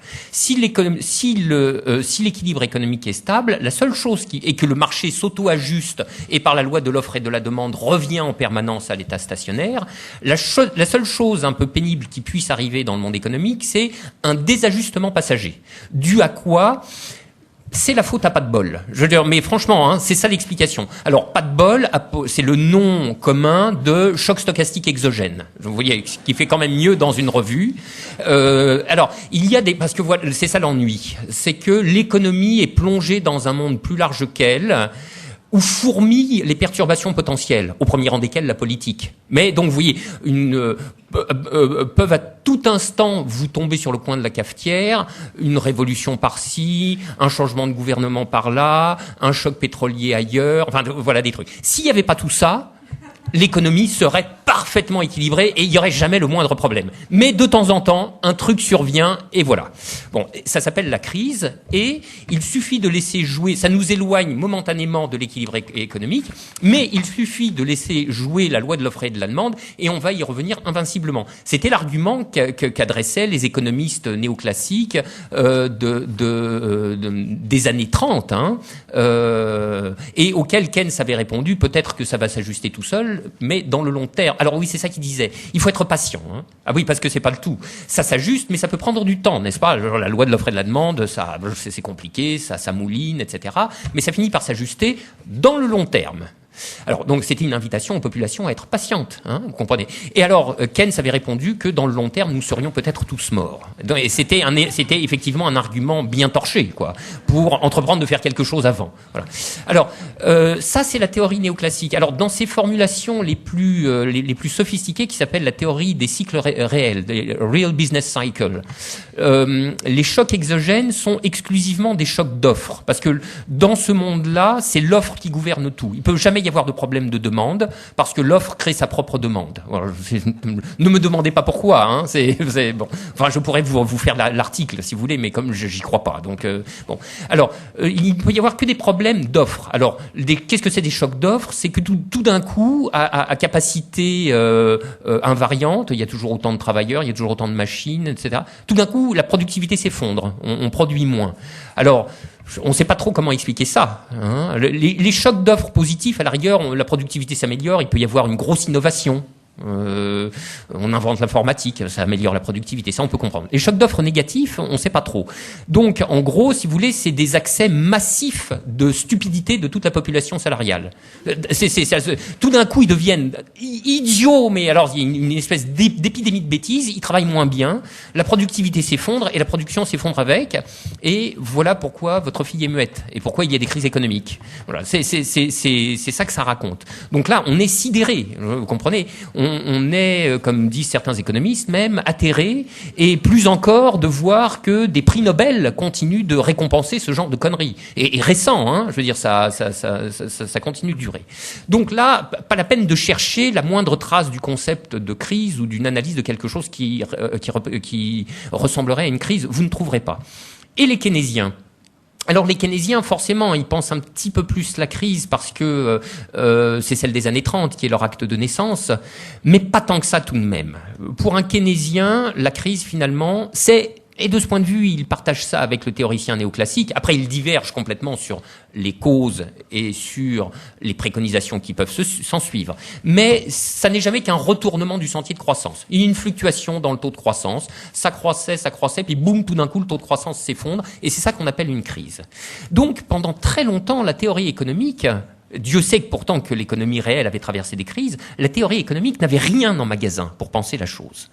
Puis est venue une théorie, alors hétérodoxe, minoritaire, très peu connue, qui s'appelle la théorie de la régulation. Alors là, je fais un petit disclaimer, comme André et moi, nous faisons partie de la régulation, c'est donc un plaidoyer pro domo que je suis en train de vous faire, donc avec tous les biais qui s'en suivent. La théorie de la régulation, à ma connaissance, est la première, alors s'il y avait les marxistes quand même, mais la théorie de la régulation est d'inspiration marxiste. Bon. Mais la première théorie contemporaine à avoir eu une représentation, une conceptualisation de la crise qui ressemble à quelque chose. Mais alors là, vous allez voir, pour y accéder, il faut changer d'objet. Et vous allez voir simplement le choix de l'objet qu'on se donne, qui a pour corrélat d'ailleurs le choix du nom que la discipline se donne. C'est des choses, ça paraît rien, hein, mais c'est très très important. La science économique dominante fait de la théorie des marchés. La théorie de la régulation fait de la théorie du capitalisme. C'est pas le même objet et je peux vous dire qu'il s'ensuit des vues radicalement divergentes. La théorie de la régulation fait une théorie du capitalisme et une théorie du capitalisme comme forme sociale sujette à transformation historique. Ce qui rencontre assez bien une intuition commune. Si vous voulez spontanément, vous savez bien que le capitalisme d'aujourd'hui ne ressemble pas au capitalisme qu'on appelait fordien, qui était celui des années 45-75. C'est pas le même, hein, qui lui-même était très différent du capitalisme des 30 premières années du XXe siècle. Donc le capitalisme, qui est toujours armaturé institutionnellement, est emporté par un mouvement de transformation historique qui n'est pas autre chose que le mouvement de transformation historique des institutions, des formes institutionnelles. Les formes institutionnelles qui appareillent le rapport monétaire, le rapport salarial, l'intervention de l'État, les relations internationales, ces formes institutionnelles se sont transformées dans le temps. Et c'est la raison pour laquelle, par époque, les cohérences du capitalisme ne sont pas les mêmes. Une cohérence succède à une autre. Et c'est le passage d'une de ces cohérences à une autre qu'on appelle la crise. Ça fait un vrai concept de crise. Qu'est-ce que c'est qu'une crise? C'est la fin d'une époque. Et l'ouverture du processus incertain qui va mener vers une autre. Une autre époque de quoi? Une autre époque du capitalisme. Alors jusqu'à la crise finale. Donc vous voyez, la régulation pense à un étagement de crise. Vous avez les petites crises de désajustement ponctuel et rattrapable endogènement à l'intérieur d'une séquence cohérente de l'accumulation du capital. Puis vous avez l'épuisement de cette séquence d'accumulation du capital, ce que j'ai appelé à l'instant la fin d'une époque. Ça, c'est une grande crise. Et puis vous avez, à la limite, la crise terminale du mode de production capitaliste en tant que tel. Ça, c'est la crise finale. Celle que les marxistes ont prophétisée, mais on l'attend toujours. Bon. Alors, voilà, ça déjà, ça nous fait un concept de crise qui est passablement plus intéressant. Qu'est-ce qui se passe en 1960, au début des années 70, la première moitié des années 70? C'est l'épuisement sous le fait de ses propres contradictions du régime d'accumulation qu'on avait appelé le Fordisme. Qu'est-ce qui se passe actuellement? C'est l'épuisement de ce qu'on pourrait appeler le capitalisme. Alors moi je l'appelais comme ça, il y a plein d'appellations. Le capitalisme de déréglementation à dominante financière, qui est en place depuis le milieu des années 80. C'est, si vous voulez, la crise actuelle est en train de signer l'arrivée aux limites de cette forme-là de l'accumulation du capital. Ça ne veut pas dire qu'on ne puisse pas la maintenir sous respirateur pendant encore un certain temps, hein, mais au bout d'un moment, les mêmes causes reprendront leur travail et produiront les mêmes effets. Voilà. Alors ça, c'est pour les crises dans l'économie réelle. Maintenant, il y a les crises dans la finance. Alors là, pour le coup, les théoriciens néoclassiques ont un concept de crise. Ils ont un concept de crise précisément parce qu'ils ont une théorie de la valeur substantialiste. Ils pensent que la valeur, ça existe, comme André l'a dit, et ils sont bien forcés d'observer que de temps en temps, dans les marchés financiers, les prix divergent. C'est-à-dire, contrairement à ce qu'ils devraient faire, les prix n'expriment plus correctement la vraie valeur, dont on ne doute pas qu'elle existe. Alors ça s'appelle une bulle. Une crise financière, c'est l'éclatement d'une bulle spéculative et le retour du prix aux vraies valeurs. Voilà ce que dit le concept de crise dans les marchés financiers aux yeux de la théorie néoclassique. Inutile de vous dire que André et moi, nous ne pensons pas du tout de cette manière. Mais à ce moment-là, nous sommes confrontés à une difficulté qui est d'indiquer notre propre concept de crise dans les marchés financiers. Alors voici ce qu'on pourrait dire à partir d'une théorie non substantialiste de la valeur telle qu'André l'a élaborée. Si la valeur n'est pas l'effet des propriétés objectives et substantielles des choses, en l'occurrence des actifs financiers, mais le produit des investissements collectifs, des opinions, des croyances, des désirs et des affects, alors la crise est une bifurcation dans le régime collectif des affects de la finance. Ça vous fait un truc qui est moins aisément mathématisable que la théorie des bulles financières, la vraie valeur, les prix qui divergent, la bulle qui casse ça, la dynamique de retour vers la vraie valeur des prix, etc.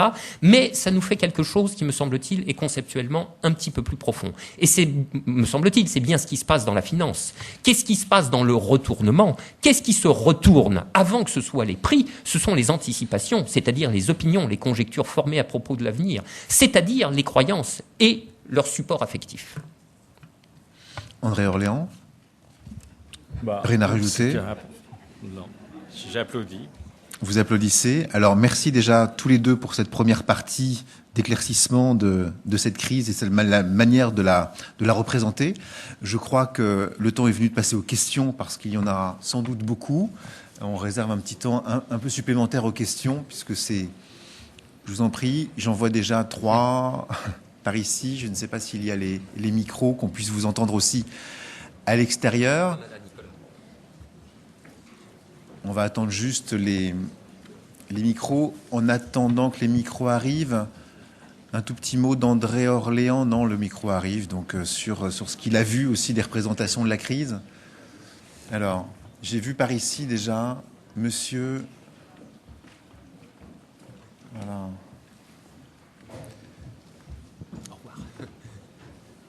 On va essayer de prendre le maximum de questions. C'est pour ça qu'on s'est arrêté un petit peu plus tôt que prévu. Monsieur Lisi. Bonjour. Donc moi je ne suis pas un économiste, donc je suis un peu profane de tout ça.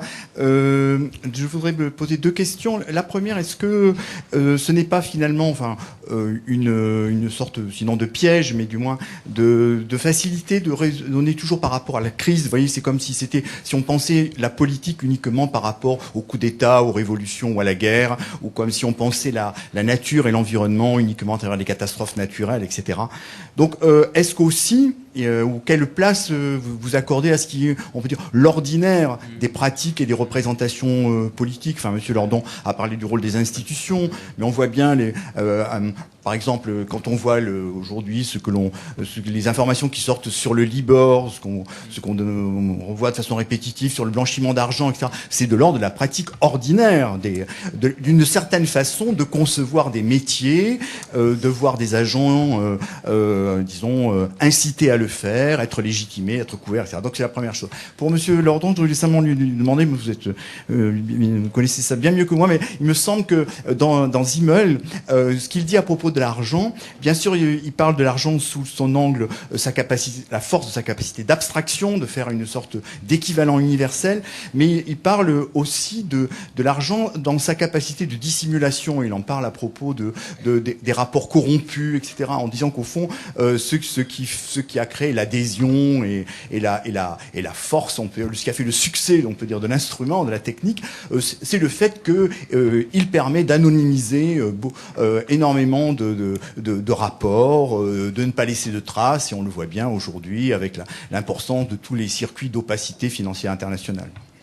Merci. On va prendre 2 autres questions, si vous voulez bien. Oui, je ne vous ai pas oublié. Je ne vous ai pas oublié.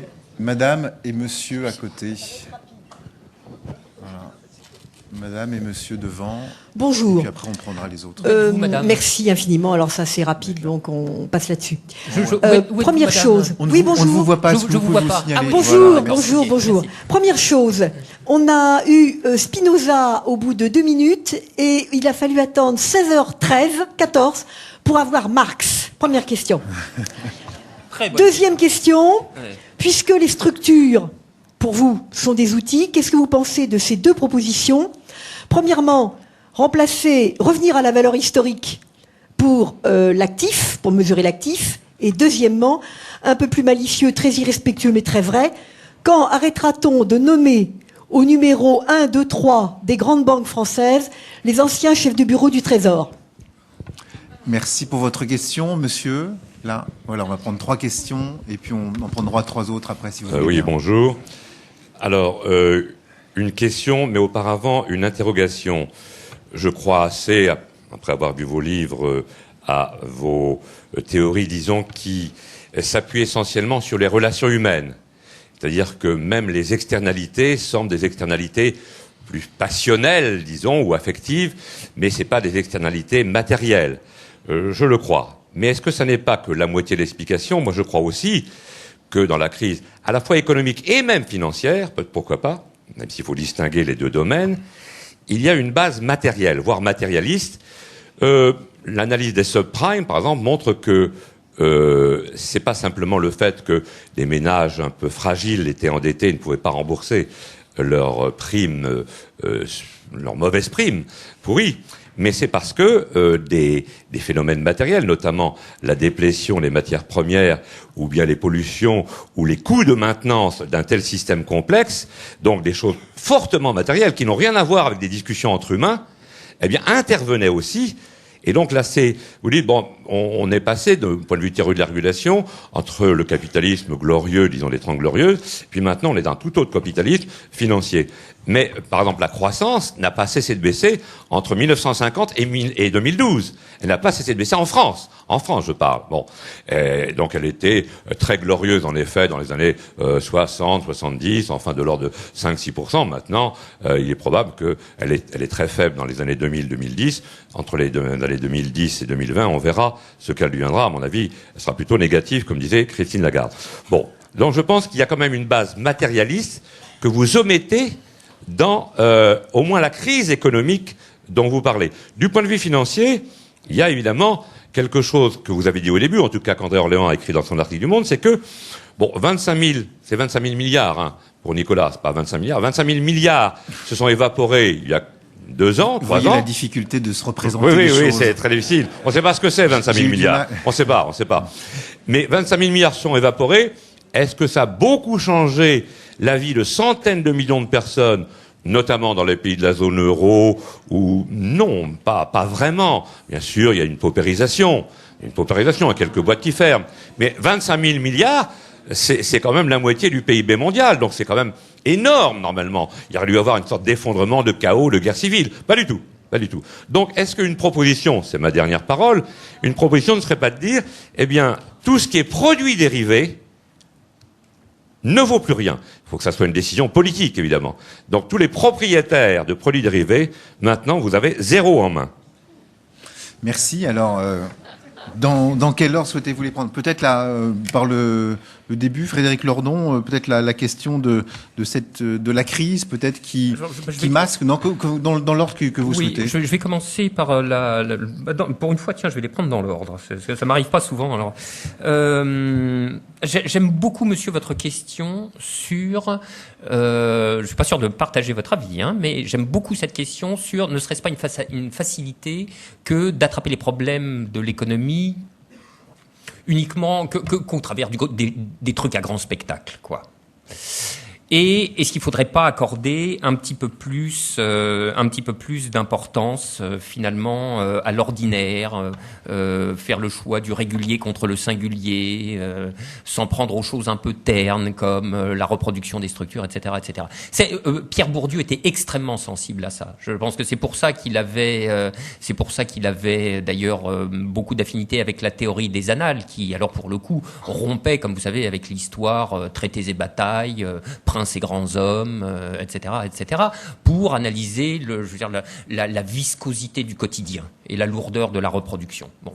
Alors là, sur cette déclaration générale de méthode, je ne saurais trop vous suivre. Là où nous commençons à diverger sur un point secondaire, c'est quand vous commencez à faire de Kerviel ou du Libor la pratique ordinaire de la finance. Je sais que je sais que tout s'accumule pour me donner tort quand je résiste à ça, mais personnellement, pour le coup, et prenant votre propre propos au sérieux, chaque fois que je suis confronté à la question des fraudeurs, du Libor, de Kerviel, de Madoff, etc., je dis que ça ne m'intéresse pas plus que les paradis fiscaux, etc. Je dis pas que c'est pas des questions intéressantes, hein, bien sûr, elles sont intéressantes en soi, mais c'est pas comme ça qu'il faut comprendre. C'est pas comme ça par ce genre de biais qu'on accède aux mécanismes fondamentaux de la finance. Car sans fermer tous les paradis fiscaux, mettez dès 2005 Madoff en prison et Kerviel sous Tranxène, et vous aurez quand même la crise des subprimes. Vous l'aurez quand même. La finance produit ces crises dans l'ensemble à la régulière. Alors, je vais vous donner un indice. Les médias n'aiment rien tant que les belles canailles. Alors ça, on en parle. Regardez, Libé, qui a le goût des combats périphériques, fait sa une sur les banksters. Alors ça, rien que ça, c'est un indice. Hein. Ça veut dire que c'est un truc pas très important. Si Libé s'en saisit, croyez-moi, c'est vraiment que c'est secondaire. Ben, je suis désolé. Bon. Non, les trucs importants, ils sont ailleurs. Et les médias n'aiment rien tant que cette logique du divertissement fait diversier. Alors ça, oui, pour vous montrer Madoff en pyjama orange avec les cadènes au poignet, mais là, CNN est sur le coup en permanence. Mais c'est pas ça qui est important. C'est pas ça qui produit les crises de la finance véritablement. Alors sur l'idée que parce qu'on en trouve une maintenant, mais tous les trimestres, sur l'idée que la fraude est devenue une espèce d'habitude de la finance, malheureusement, je suis bien obligé d'être d'accord avec vous. Et pourtant, c'est pas ça qui expliquera les crises à répétition. Alors, est-ce que maintenant, pour de vrai, à l'os de votre question, est-ce que c'est une facilité de partir par les crises? Non, c'est une heuristique. Et voilà l'argument de la théorie de la régulation. La théorie de la régulation est une heuristique de la crise, c'est-à-dire la crise est le moment décisif, c'est-à-dire au sens étymologique du terme, le moment critique. C'est le moment critique qui nous aide à comprendre les fonctionnements de l'ordre dans toute sa généralité. Car au moment où la crise a lieu, un certain nombre de choses qui nous paraissent habituelles cessent de l'être. Et c'est là c'est là qu'on ouvre le capot et qu'on accède à des mécanismes élémentaires, à des mécanismes fondamentaux qu'on ne verrait pas si bien autrement. Demandez à André, qui est le spécialiste des crises financières, on ne comprend jamais mieux la monnaie qu'en scrutant une bonne crise financière. C'est là que tout réapparaît à la surface. Donc ne vous trompez pas, c'est pas une facilité pour faire vous voyez, dans le technicolor, c'est un moyen heuristique d'accéder aux mécanismes fondamentaux qui permettent de comprendre après l'ordre dans ses facultés reproductrices. Alors André Orléans, peut-être sur cette même question, est-ce que vous pensez précisément que focaliser sur la crise, est-ce que c'est un miroir grossissant qui permet précisément de mieux analyser le capitalisme financier, ou est-ce que c'est une manière un petit peu de masquer l'ordinaire de cette grande captation de valeur par le malheureusement, là, je suis encore d'accord avec ce que vient de dire Frédéric, c'est-à-dire que, en effet, il me semble que dans la crise, et quand j'ai essayé de travailler sur la crise, c'est ce que j'ai essayé de montrer, c'est que dans la crise, c'est pas la violation des règles qui produit la crise, mais c'est le suivi des règles qui produit la crise. Donc, je serais peut-être moins affirmatif sur tout ce qui a de l'ordre de des fraudes, etc., qui sont au fond effectivement une partie de l'ordinaire de la finance. Mais en effet, à mon sens, c'est le fonctionnement de la finance elle-même qui est instable. Donc, c'est dans sa pure normalité qu'elle est instable. D'ailleurs, la preuve en est, c'est que plus on a été en se financiarisant, plus les crises sont devenues massives et communes. Donc, d'une certaine manière, la finance, c'est l'ordinaire de la crise. Et vous voyez le nombre de crises que nous avons eues, 2001, Internet, 97, la crise asiatique, 94, 2001 aussi Argentine, 94, l'effet tequila, etc. Enfin, les 20 dernières années sont des années absolument systématiques de crise. C'est d'ailleurs un de mes arguments pour dire que souvent on nous dit que les phénomènes de crise financière sont des phénomènes d'irrationalité. Il me semble qu'au contraire, les crises financières sont un produit qu'on peut expliquer parce que ça fonctionne mal de la finance elle-même. Et la preuve, c'est que dès que la finance a commencé à exister à l'âge moderne, c'est-à-dire à Amsterdam au XVIIe siècle, on a eu déjà des crises. Tout de suite, ça a commencé avec la crise des tulipes. Donc il y a quelque chose qui est, au moins pour ce qui est de la finance, qui est absolument clair, à mon sens, c'est que les règles financières produisent de l'instabilité pour une raison, en deux mots, qui est assez simple à comprendre, c'est que tout le mécanisme d'autorégulation des marchés est lié à l'idée de la loi de l'offre et la demande, qui est un mécanisme, la loi de l'offre et la demande, c'est un mécanisme qui dit que quand le prix d'une chaise augmente, alors on va produire plus de chaises et ceux qui achètent des chaises vont acheter des fauteuils ou des tabourets et il va y avoir des pressions pour que le fait que le prix de la chaise peut pas continuer d'augmenter parce que les acteurs, et on va en produire beaucoup plus parce qu'on fait plus de profit, et puis les acteurs qui trouvent que ça coûte trop cher vont en acheter d'autres. Donc il y a un mécanisme qu'on peut discuter, mais il y a un mécanisme d'autorégulation dans le marché des biens ordinaires. Et d'ailleurs, c'est ce qu'avaient en tête les économistes, c'était ce marché de biens ordinaires. Et ce qui se passe dans la finance, c'est qu'on a voulu transposer ce mécanisme de marché de biens ordinaires au marché de la finance, en pensant que c'était la même chose. La loi de l'offre et de la demande fonctionnait de la même manière. Or, c'est complètement faux, parce que d'abord, vous voyez bien que sur un marché financier, vous n'avez pas des acheteurs, des producteurs et des consommateurs, vous avez des investisseurs et des investisseurs. Et ils sont eux-mêmes de tous les deux côtés. Donc, c'est pas du tout une structure dans laquelle vous avez deux forces de sens contraire qui essayent de s'égaliser, mais vous avez un bloc d'individus qui des fois achètent, des fois vendent. Et ce qu'on peut montrer, c'est que quand le prix d'un actif augmente, c'est très différent d'une chaise, parce que quand le prix d'un actif augmente, ça entraîne beaucoup de propension à l'acheter, parce que cet actif, comme il augmente, si vous alliez sur un marché, je suis sûr que vous achèteriez plutôt des actifs qui augmentent que des actifs qui baissent.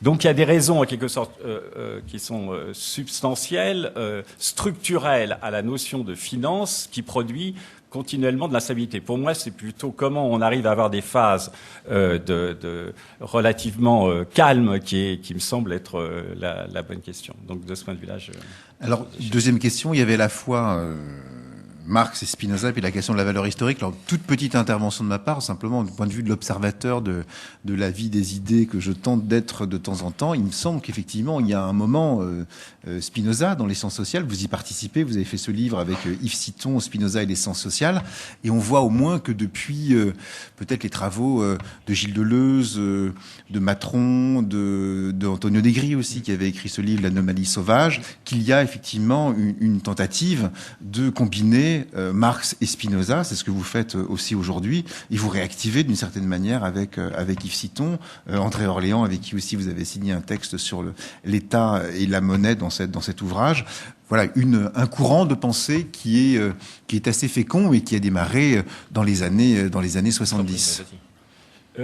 Alors sur cette question, pour moi, Spinoza est extrêmement important pour les raisons à travers la lecture qu'en donne Frédéric, qui est que ce rôle justement qui met en avant ce rôle des croyances, du conatus, de la puissance qui essaye de s'accroître, etc.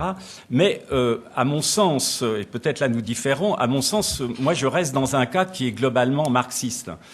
C'est-à-dire que j'aurais plutôt tendance, si ça intéresse, d'incorporer ces analyses à un cadre marxiste, parce que il me semble que les deux bases de l'analyse du capitalisme aujourd'hui, qui sont le capitalisme est à la fois c'est à la fois des relations marché et des relations salariales. C'était l'idée de Marx. Il y avait deux rapports fondamentaux dans le capitalisme. Le rapport marchand, celui qui fait qu'il y a des producteurs de marchandises, celui qui fait qu'il y a des marchandises, et puis le rapport salarial, qui est une forme particulière de production des marchandises, qui est la production capitaliste avec des travailleurs salariés qui sont coupés de la propriété des biens de production. Et donc, moi, de ce point de vue vue-là, je reste fondamentalement marxiste. Évidemment, je le remets, j'ai une opposition à Marx qui est sur la question de la valeur, parce que je crois que dans la valeur substantielle, comme j'ai indiqué, il suit une tradition économique qui n'est pas bonne, et que cette idée de substantialisation de la valeur n'est pas une bonne idée, et je le critique là-dessus.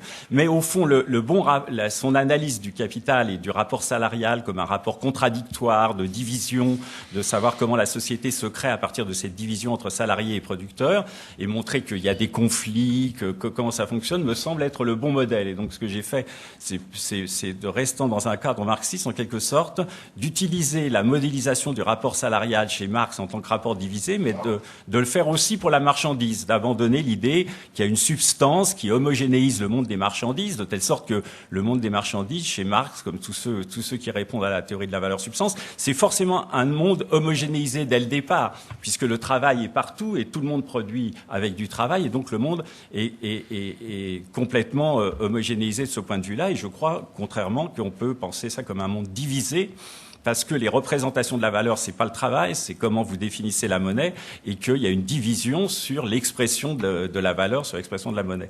Donc, de ce point de vue-là, on l'a peut-être cité tard, mais à mon sens, je resterai tout à fait marxiste. Frédéric Lordon, pourquoi l'intensité contradictoire du débat ne va pas connaître de gigantesques fluctuations. C'est-à-dire, à mes yeux, rien ne serait pire que de concevoir une économie politique spinoziste sur le mode d'une espèce de talmudisme spinozien, c'est-à-dire Spinoza, rien que Spinoza, tout Spinoza. Enfin, ça serait d'une parfaite absurdité. Ce que j'essaye de faire, c'est de combiner Spinoza avec le meilleur des sciences sociales, enfin de celles qui m'intéressent, c'est-à-dire c'est de faire travailler Spinoza avec Mauss et Bourdieu sur la question de l'intérêt et du don, avec Marx sur la question du rapport salarial, avec André Orléans sur la question de la monnaie et de la finance, etc., etc. Mais là où l'apport spinozien m'apparaît d'une très grande valeur, en tout cas quand il est question du rapport avec Marx, c'est que chez Marx, ou disons dans certaines formes de marxisme, la plupart, j'en ai peur, nous n'avons affaire qu'à un monde de structure, d'où les individus ont complètement disparu. S'ils n'y figurent, c'est que comme support passif des rapports sociaux dont ils sont les opérateurs, etc. Et je pense que il faut voir à nouveau le fantôme dans la machine. C'est-à-dire, le monde des structures est peuplé. Il est peuplé d'individus qui supportent le poids de détermination des structures, mais qui, de temps en temps, dans certaines circonstances extrêmement particulières, qu'il faut analyser de manière méticuleuse et qualifier bien proprement, les individus rentrent en rébellion avec les structures qui voulaient les faire. Vous voyez, en 68, on posait la question, si vous voulez, c'est une rébellion à l'état pratique contre le marxisme althusserien. Donc, un étudiant pas content avait inscrit un graffiti sur les murs de la Sorbonne pour demander, alors il y en a un qui avait dit Althusser à rien, bon, voilà, et c'était pas gentil pour Althusser, et un autre qui avait ajouté plus analytiquement en forme de question, est-ce que ce sont les structures qui descendent dans la rue? Et sa réponse à lui, c'était non, puisque c'est lui qui descendait dans la rue. Alors, c'est une question compliquée, ça. La réponse, en fait, est double. C'est non, en première lecture, ce ne sont pas les structures qui descendent dans la rue, ce sont des corps désirants et affectés qui descendent dans la rue, et qui descendent, je veux dire, qui descendent, si vous voulez, ils y descendent sous l'effet des structures qui les y font descendre, quand ces structures sont devenues odieuses. Donc, au bout d'un moment, il y a de l'intérieur même du système des possibilités de sédition et de rébellion qui finissent par détruire les structures qui opprimaient le corps social. Inutile de vous dire que ce genre d'événement n'arrive pas souvent. Donc, alors, tout ceci pour dire quoi? Que, là encore, c'est une histoire de deux bouts de la chaîne à tenir. C'est-à-dire, il faut avoir et les structures et les agents dans leur capacité, de temps à autre, dans leur capacité sporadique à remettre en cause ce qui d'habitude les détermine et les agit. Et c'est la raison pour laquelle moi ce que j'essaye de construire pourrait recevoir le nom de structuralisme des passions ou structuralisme des affects. Et ça serait ça une manière de, si vous voulez, voilà, nos désirs et nos affects sont structurellement déterminés, mais au bout d'un moment ça peut nous déterminer à remettre en question les structures qui nous déterminaient jusqu'ici. Voilà, ça serait ça en gros. Et sur la troisième question, sur la base matérielle au fond de la crise, notamment la crise des subprimes, pas nue uniquement à des personnes qui voulaient qui ont spéculé sur l'immobilier. Alors, c'est une question très... Notamment la crise du pétrole. Oui, très intéressante, ça. Parce que, en fait, la question... derrière cette interrogation, la vraie question, c'est qu'est-ce qu'une crise, conceptuellement parlant? Et comme je vous ai dit tout à l'heure, le sens commun, médiatique en particulier, donne pour définition implicite de la crise, c'est quand ça va mal. C'est la raison pour laquelle, d'ailleurs, la crise, si vous voulez, c'est le terme le plus conceptuellement maltraité de tout le discours ambiant. Il y a des crises partout. Alors, il y a des crises économiques, des crises sociales, des crises politiques, des crises morales, bon, voilà. Et nous sommes en crise, en tout cas économique, depuis 30 ans, vous avez compris. Une crise qui dure 30 ans, attention, il y a quelque chose qui va pas. Hein. Si la crise, c'est pas quand ça va mal. On nous dit, il y a je veux dire, l'indice que nous sommes en crise, c'est qu'il y a du chômage de masse depuis 30 ans. Non. Le chômage de masse c'est très désagréable, je vous l'accorde, hein, mais le chômage de masse est un caractère permanent du régime d'accumulation néolibéral. C'est pas du tout en tant que tel le signe de sa crise. Il peut vivre avec, il a vécu avec pendant très très longtemps. Donc la crise, ça n'est pas quand ça va mal, la crise c'est quand ça change. C'est pas pareil, hein, quand ça change. Alors, qu'est-ce qui fait que ça change? C'est toujours la même chose. C'est que des forces politiques se sont remises en mouvement. Pour que des forces politiques se remettent en mouvement, il faut que ce soit opéré des formations collectives de puissance et d'affect. C'est ça le moteur de la politique. Donc, à la question qu'est-ce qu'une crise, répondre à la question qu'est-ce qu'une crise, c'est répondre à la question économique, c'est répondre à la question que faut-il penser de notre situation matérielle. Donc évidemment, je veux dire, c'est pas n'importe quelle situation matérielle qui va déterminer des formations collectives de puissance qui vont remettre en mouvement la politique. C'est pas n'importe quoi. Mais à partir d'une même situation matérielle, le corps politique peut réagir de plein de manières qui sont très différentes. La situation matérielle, si vous voulez, c'est ce qu'on pourrait appeler en termes spinozistes une affection collective. C'est ce qui nous arrive à tous. Alors, mais une certaine affection, ça nous fait réagir les uns et les autres de manière très différente. Hein. Comme dit Spinoza, la musique est mauvaise pour le mélancolique, bonne pour l'affligé, ni bonne ni mauvaise pour le sourd. Donc ça dépend de nos complexions affectives. Il y en a qui aiment le chaud, d'autres qui aiment le froid, enfin ce que vous voulez. Bon, d'une certaine manière, il y a un ingénium. Hein, il y a une complexion affective du corps social qui réfracte les différentes affections collectives, d'où ils se suivent différents affects politiques et différents mouvements des puissances. Je vais vous en donner un exemple. Georges Pompidou, au début des années 70, disait que à 500 000 chômeurs, la société française éclaterait. Oui, voilà une erreur caractéristique. À partir d'une certaine situation matérielle, lui pensait, et sans doute parce que la société pensait, que à 500 000 chômeurs, c'est la révolution. On l'attend toujours. Alors évidemment, on se dit qu'il y a quelque part un taux de chômage qui va la déclencher, la révolution. Mais où est-il?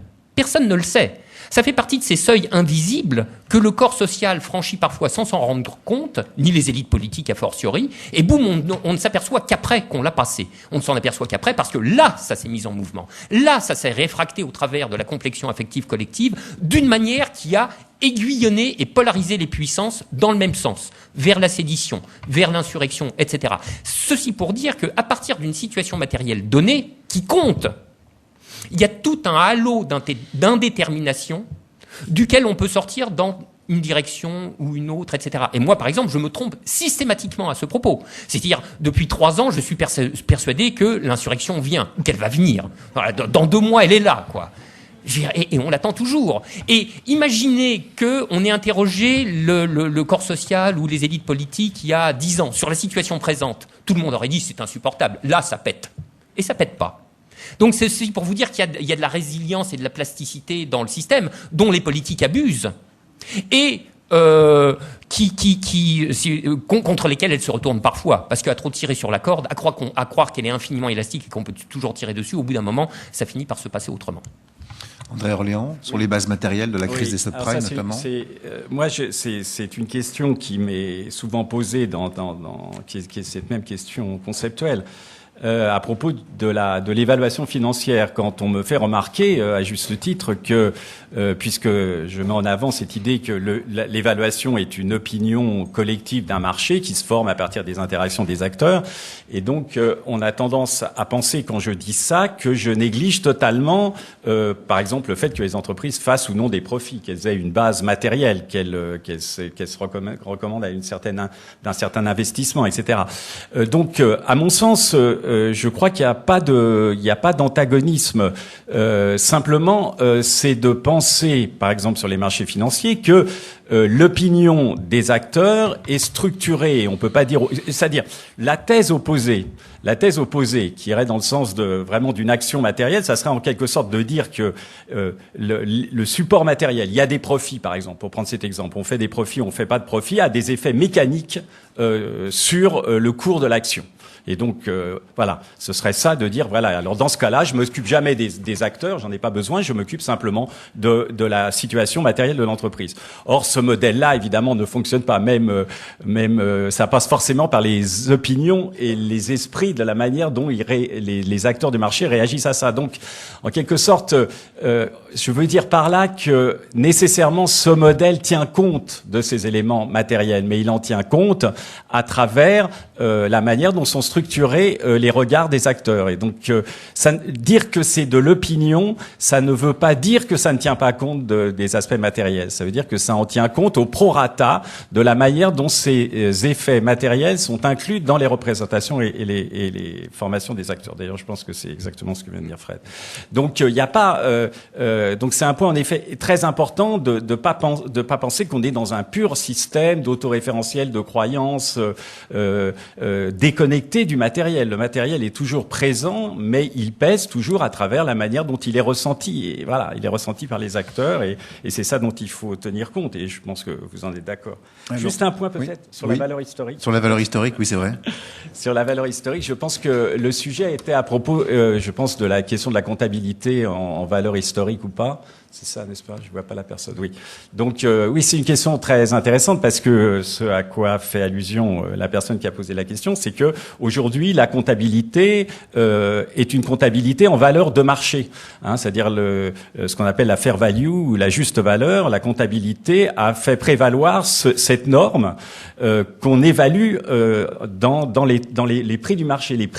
Les actifs sont évalués dans la comptabilité des entreprises au prix du marché. Ça, c'est très intéressant parce que ça montre ce que j'indiquais, c'est le problème des dispositifs institutionnels. Si la finance a tellement de poids, c'est à travers ces relais, c'est parce que elle est connectée directement à tous les acteurs à travers la comptabilité, par exemple. Donc la variation d'un prix sur un marché qui, dans l'époque des années 70, n'avait aucune effet sur rien du tout, là forcément elle a des effets parce que déjà elle joue sur la comptabilité. Donc et les acteurs, ils essaient, vous savez, d'avoir du profit. Donc c'est un point important, montrer comment, en quelque sorte, cette idée que ces croyances qu'on pense un peu virtuelles, en fait, elles jouent dans des dispositifs, et c'est ces dispositifs auxquels on adhère, qui structurent notre vie, qui fait que la finance, elle a de la puissance. La finance, elle a de la puissance simplement parce que les gens croient à cette finance. Et pourquoi elle croit à cette finance? Parce qu'il est dans les institutions. Et les 25 000 milliards de dollars en question, c'est ça dépend de la manière dont cette perte-là est connectée ou non aux prises de position des acteurs. Et si il y a beaucoup de fonds de pension qui investissent, si les entreprises s'occupent de la valeur actionnariale, alors ça peut avoir de l'effet parce que les acteurs s'en occupent. Mais s'ils s'en occupaient pas, en effet, ça pourrait être un jeu purement virtuel. Donc c'est ça. Et alors l'idée effectivement de valeur historique, c'est-à-dire de revenir à une comptabilité qui ne soit pas aussi instable et qui ne prenne pas les valeurs de marché, effectivement, et fait partie d'une mesure, disons, d'assainissement naturel. Et d'ailleurs, les acteurs ont été obligés d'y arriver parce que sinon, quand les prix ont baissé tellement fort, il y aurait plein de banques qui auraient été en faillite si on n'avait pas changé opportunément les règles de la comptabilité. Monsieur, c'est à vous. Je voudrais revenir un petit peu à la question qui a été posée au début de ce débat, c'est-à-dire comment représenter la crise. Et je mettrai ça un petit peu en lien avec ce qui a été évoqué ici par le premier débat avec Alain Badiou sur la dichotomie entre présentation et représentation. De l'ordre de la présentation, pour ce qui est de la crise et de ses aspects économiques, nous avons à jouer sur l'éducation populaire. L'éducation populaire est quelque chose qui a été malheureusement, qui s'est délité au cours des années dans le mouvement social, alors que c'était une de ses mission entre guillemets originelle. L'éducation populaire, donc, elle est toujours je parle du domaine de la présentation, dans ce que vous faites vous aussi, avec vous, les économistes hétérodoxes, sur vos livres, vos articles. Et puis, il y a le deuxième domaine, qui est le domaine de la représentation. Alors, nous sommes ici dans une ville et un festival de théâtre, et dans le domaine de représentation, nous avons des films, Margin Call ou d'autres films, les pièces de théâtre, celles qui se jouent à l'heure actuelle sur Avignon, 15%, que je vais voir la semaine prochaine.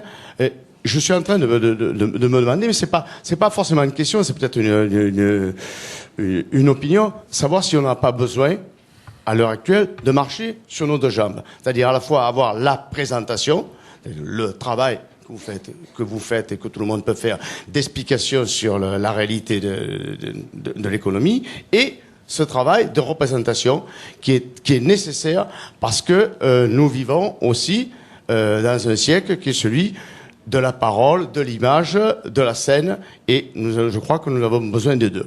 C'était pour resituer un petit peu le débat sur la question représenter. Comment représenter? Présenter et représenter. Voilà, merci. Oui, on va prendre une autre question, monsieur, au-dessus. Et puis, voilà, ici, il y en a beaucoup.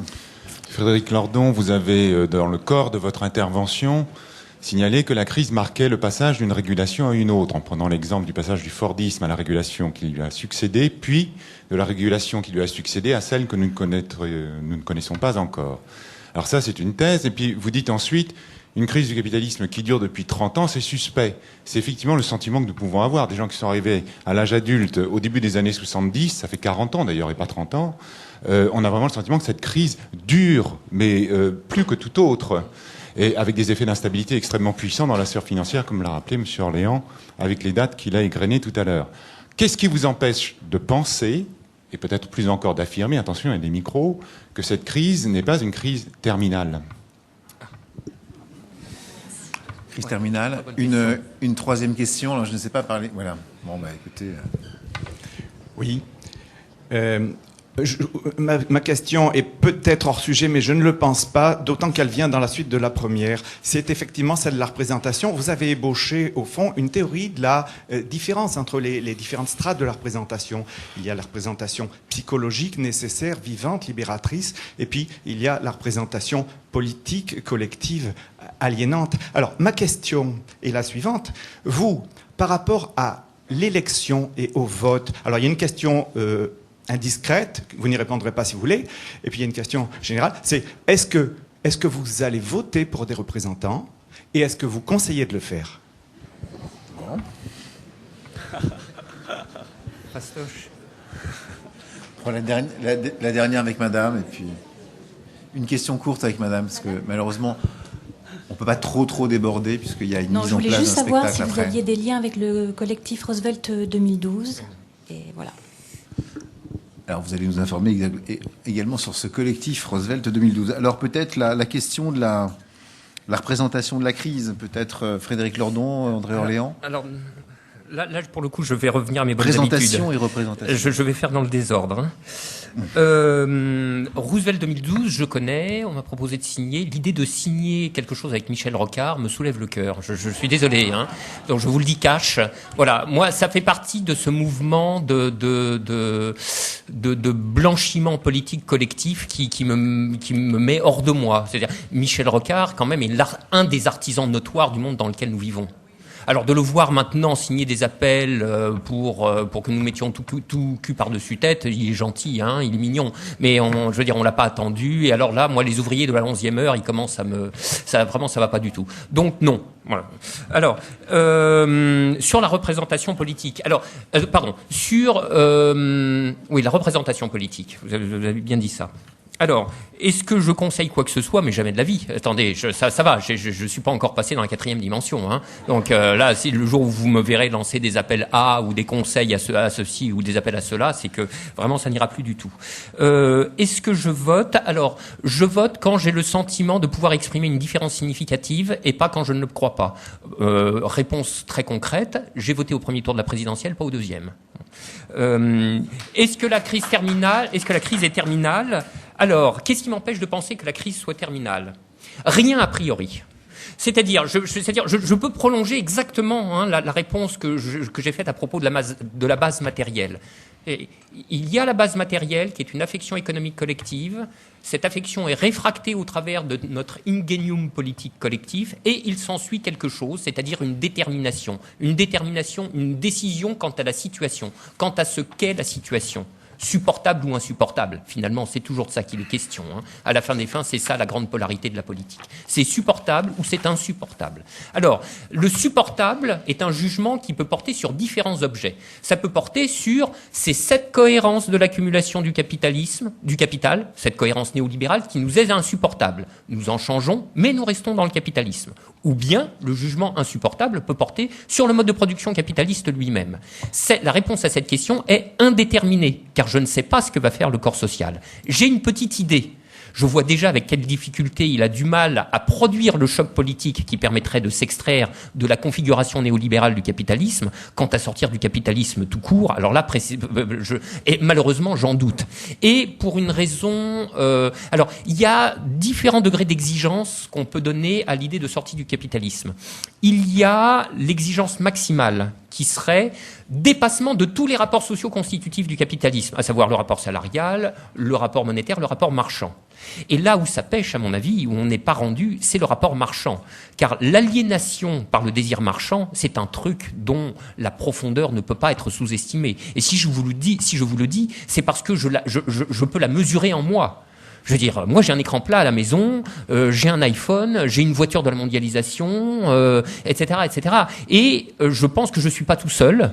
Ça ne me plaît pas beaucoup de me voir comme ça, mais si je me regarde avec lucidité, c'est ainsi. Et je pense qu'on est nombreux et que pour nous en faire démordre, il va falloir encore du temps. Songez qu'il y a une très grande partie de la population qui n'est pas prête de dépasser le stade de la consommation pour la bonne raison qu'elle y est à peine entrée encore et qui en veut. Et c'est pas la peine de lui faire la morale en lui faisant des sermons sur la vie frugale, la vie austère, etc. C'est pas comme ça qu'ils lâcheront. Je veux dire, c'est pas à coup de sermons et de moralisation qu'on dépassera l'aliénation marchande, je vous le dis. C'est par un travail autrement plus profond et autrement plus long d'auto-affection du corps social. Le corps social travaillant sur lui-même, éventuellement avec les destructions environnementales, etc. C'est-à-dire, ça va être un très très lent travail des populations sur elles-mêmes pour finir par lâcher ça. Donc, et c'est pas fait, croyez-moi. Alors, il y aurait une forme faible de sortie du capitalisme, ça serait dépassement de ce qui est tout de même son rapport social central, à savoir le rapport salarial.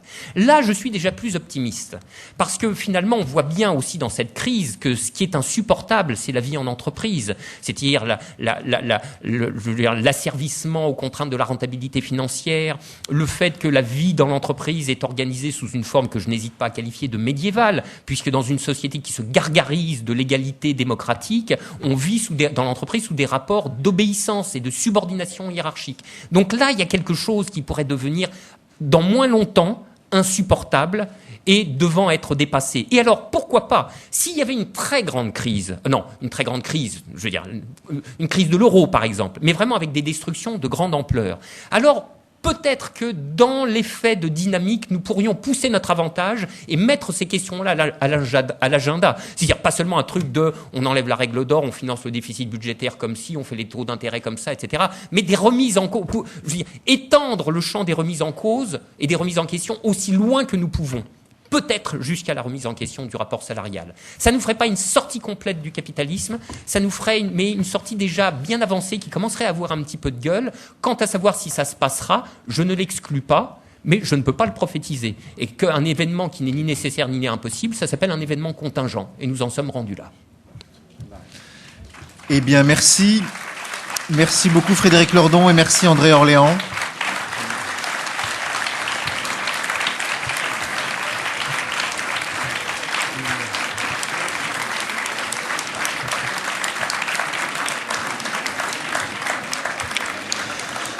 Merci à tous les deux. Je signale qu'il y a un certain nombre de leurs ouvrages qui se trouvent dans la petite librairie ambulante du festival et que nous nous retrouvons, si vous le voulez bien, demain pour le dernier Théâtre des Idées avec Élie During et Étienne Klein qui vont se demander si le temps passe trop vite.